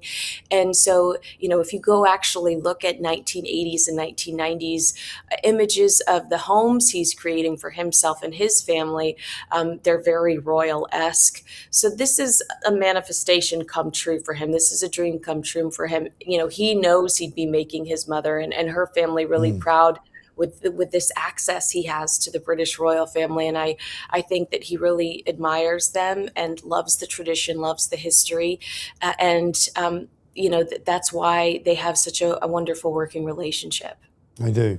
Well, Kinsey, listen, I really appreciate you staying up especially for us, or getting up especially for us. So go get some more sleep, because you're going to have a busy time of it, I suspect, over the next few days. But we'll perhaps talk to you again. The Welsh doctor says, Kinsey in her PJs like a dream come true. That's very kind. We'll have to do it more often. But listen, have a lovely visit, and we'll talk to you. I will check in with you again maybe in a couple of days to see how it all went. I can't wait. See you soon. Great to see you. Kinsey Schofield, reporting into us there from Washington, D.C. in her PJs. Absolutely brilliant. Now, I'm going to have a meltdown pretty soon about this, but shall we have a little Pooch's Pooch in between to liven everybody up? Yeah, let's do it. What do you reckon? Let's Pooch's Pooch. Here we go. Meltdown after that. Welcome to Cooking with Beagle. Today we'll be cooking. This is genius. First, we peel the bananas. Look at that.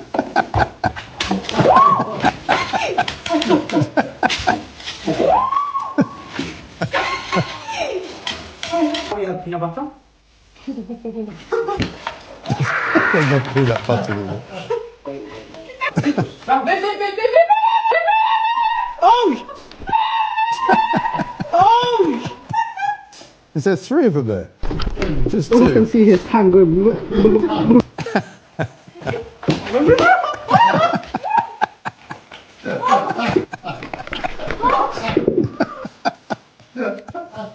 All we have to do is put it into the mold.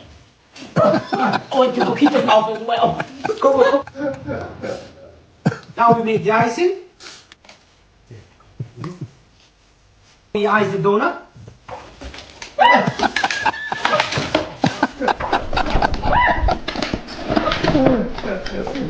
This is our last donut. No, go on the left.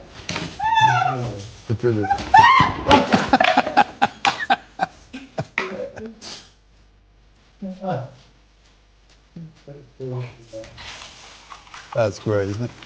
Amazing. Very funny. Oh, that's one of the best ones. That's one of the best ones, yeah. Tears in your eyes for that one.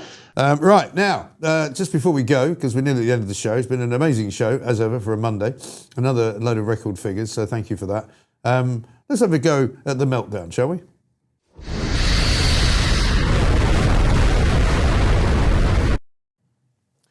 Now, it will come as no surprise to you that I'm going to go on about Trump derangement syndrome because, as we just heard from Kinsey Schofield there, yet again, for the third time, somebody has tried to assassinate President Donald Trump. And yet again, it turns out to be some deranged lefty.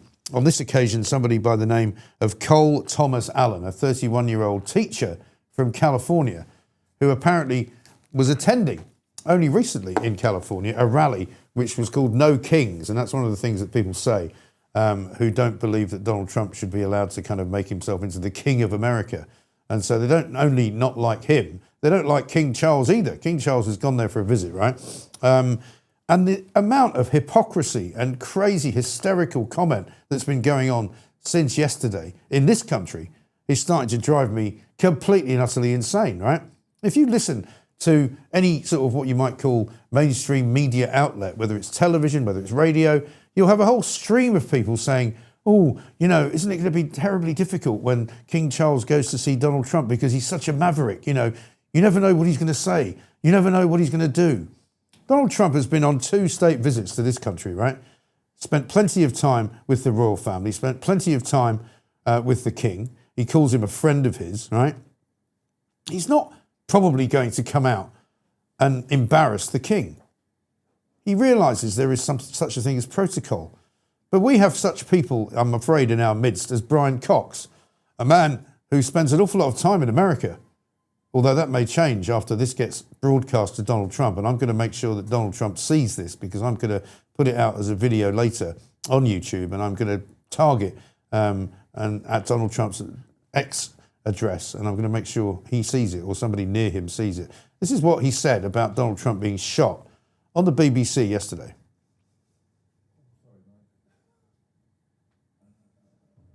Have we got it? No. It's okay. We want to play number 8, Cox on the shooting.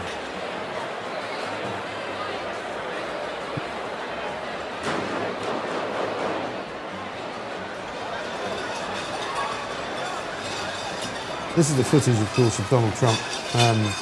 The moment before the shots are fired, you see the woman to his left reacting, you see Melania reacting. That is, of course, the moment this guy fired shots, and you heard the shots being fired back by the Secret Service. Luckily, nobody was injured, and certainly nobody was killed. But very, very dangerous situation indeed. And as I said, the third time that somebody has tried to assassinate the President of the United States of America. It's almost as though it's become normalised. The thing that's the most shocking, though, as well as this, watching the footage and watching Donald Trump being rushed out of the ballroom, watching J.D. Vance be rushed out of the ballroom, was this reaction from the actor Brian Cox on the BBC. Brian, you spend a lot of time in the United States, and there has been a big rise in political violence in the last few years. There's a lot of unhappy people in America about what's happening. The poor particularly have been, really treated rather badly. Medicaid is under threat. Everything is under threat. He's doing the most extraordinary things to people's well-being. And people are not happy. People who voted for him are not happy. He is not popular. He really isn't popular. He would like to pretend he is popular, and he will give that impression, but he's not. his popularity rate has gone way, way down, and I think it's behaving well. I won't even go into that. Okay, maybe we will a bit later on. And maybe we will a bit later on, says Laura Kunsberg, who doesn't seem to have any clue that what she's just listened to is a basic apology for an assassin, a man who thinks that it's okay for a bloke to go around shooting the president because he doesn't like what he says, right?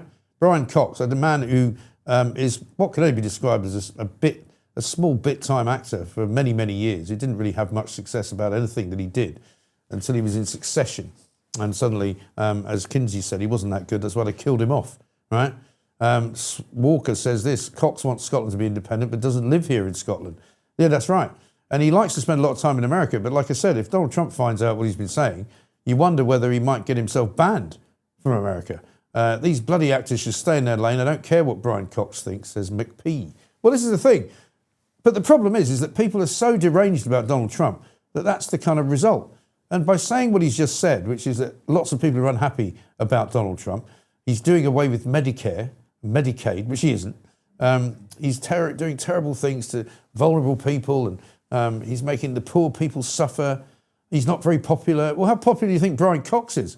He's not even very popular in Dundee, where he comes from, never mind being popular around the world. Donald Trump is a very popular president for an awful lot of people.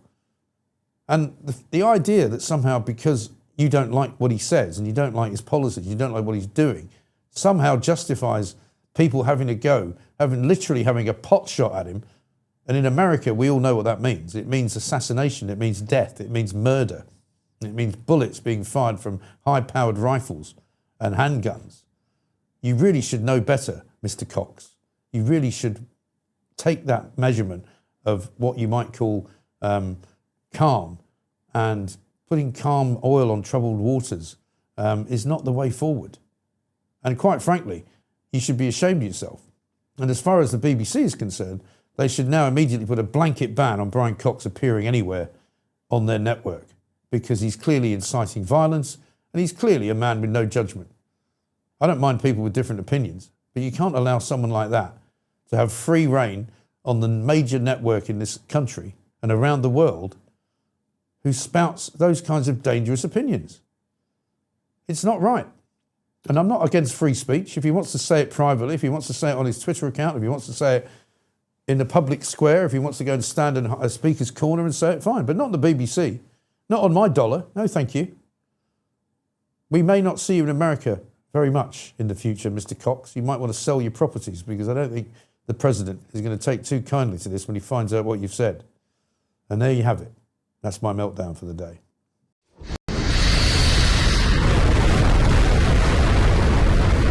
Now, let's do Heron of the Day as well, Pooch, because Hugh Andre's been out and about. He is, of course, from We Served. He approached us this morning and said, I'm going off heron hunting in Hyde Park. I was a bit worried at first because I thought, what's he going to do? But he was only looking to take pictures of them. And luckily, he found one, incredibly. Have a look at this.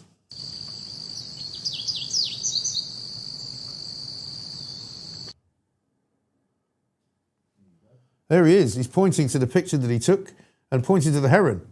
He's clever at that, isn't he? And there he is with his We Served hat on. And that is in London, right? I wonder if that's the same one that you saw, Pooch. It looks similar, doesn't it? Yeah, well, this is Hyde Park. I mean, they can fly, you know. He's going. No, it's a different park. You've got a We Served cap there. I have got a We Served cap behind me, which is over that way. No, it's not. It's over that way. There it is. There it is. That is the We Served cap. And of course, We Served are going to be with us at the live show on May the 6th. A week on Wednesday. It's just over a week to go now. We're very excited about it. And if you haven't got tickets yet, Ticketmaster is where you go. And if you look out on my Twitter account and my Facebook account, we'll post some more links so that you can get yourself there for Wednesday night. It's going to be a great night. Lewis McLeod, Right Said Fred, Carol Decker. You're going to have Stephen Barrett there as well, Russell Quirk, Marilyn Hawes, probably me as well, yeah. Pooch is going to be there. Charlotte's going to be there. We're going to have all sorts of helpers helping us out. Hugh Andre, as I say, with We Served. Edward Hughes is going to be showing up, apparently. And also, It's all right for him, I suppose. He might take Thursday off, mind you. And then, of course, we'll also have a bit of plonk of the week, a bit of plank of the week. It's going to be fantastic. Absolutely brilliant. A super chat coming up. Let's have a look. This is from LTL. Bish, you should be our Archbishop. Well, you know, it'd be great if he was the Archbishop of Canterbury. You know what I heard today, right? Yeah. Check this out. Hannah Spencer, Manchester's own Vicky Pollard. Yeah, but they're going to drink it in Parliament, but I'm going to shoot up with a spliff. I mean, just ridiculous. Yeah, apparently there's, I think it's later today, there's a NatWest board meeting, you know, with the shareholders meeting or something like that. And there's going to be a demonstration at the NatWest shareholders meeting by all sorts of groups, including the Church of England, by the way. And guess why? Because apparently they're not happy with the fact that NatWest is rowing backwards on its green policies, on its net zero quotients and all of that. They've decided that they're going to make it easier for oil companies and fossil fuel energy companies to borrow money from them.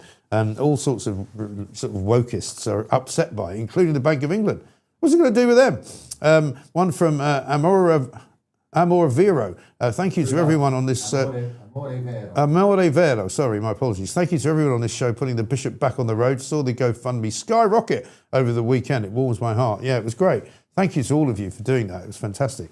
And so, finally, Red Rock says, when I worked as a senior manager for a well-known supermarket and I lied in a disciplinary investigation, misleading the outcome, I would be liable to summary dismissal. So why isn't Starmer? Well, it's a very good point. Why isn't he summarily dismissed? Please retire Eddie Hughes, previous makeup artist. He looks pasty and a bit sick now. Mr. Woodward says, well, maybe he had a rough weekend. You know, we know he was in Swindon on Friday talking to solicitors, probably about his failing marriage, I would imagine. It does tend to make you a bit pasty-faced. Coming the 6th of May from Malta, says Karen. Fantastic. Lots of you coming to see the show from parts unknown. Many of you coming from overseas. One person's coming from the Philippines. I know some people are coming from Ireland. I know some people are also coming from Scotland. Pooch is just being asked to put the Chagos Islands time on one of your clocks. So that will be the international clock that Pooch is doing it on. Obviously, you can't see Pooch's head because he's not allowed to show it as part of the contract. So what time is it in Chagos then? 5 to 3? Coming up to 3 o'clock. It's amazing, isn't it? I was looking at that clock thinking, do I have to read it backwards? But of course, I'm an idiot, aren't I? Because I don't have to read it backwards because the camera is right on. So my right is my right and my left is my left. I think I can get that right. Now, coming up, I know many of you have been asking about the UK Live channel.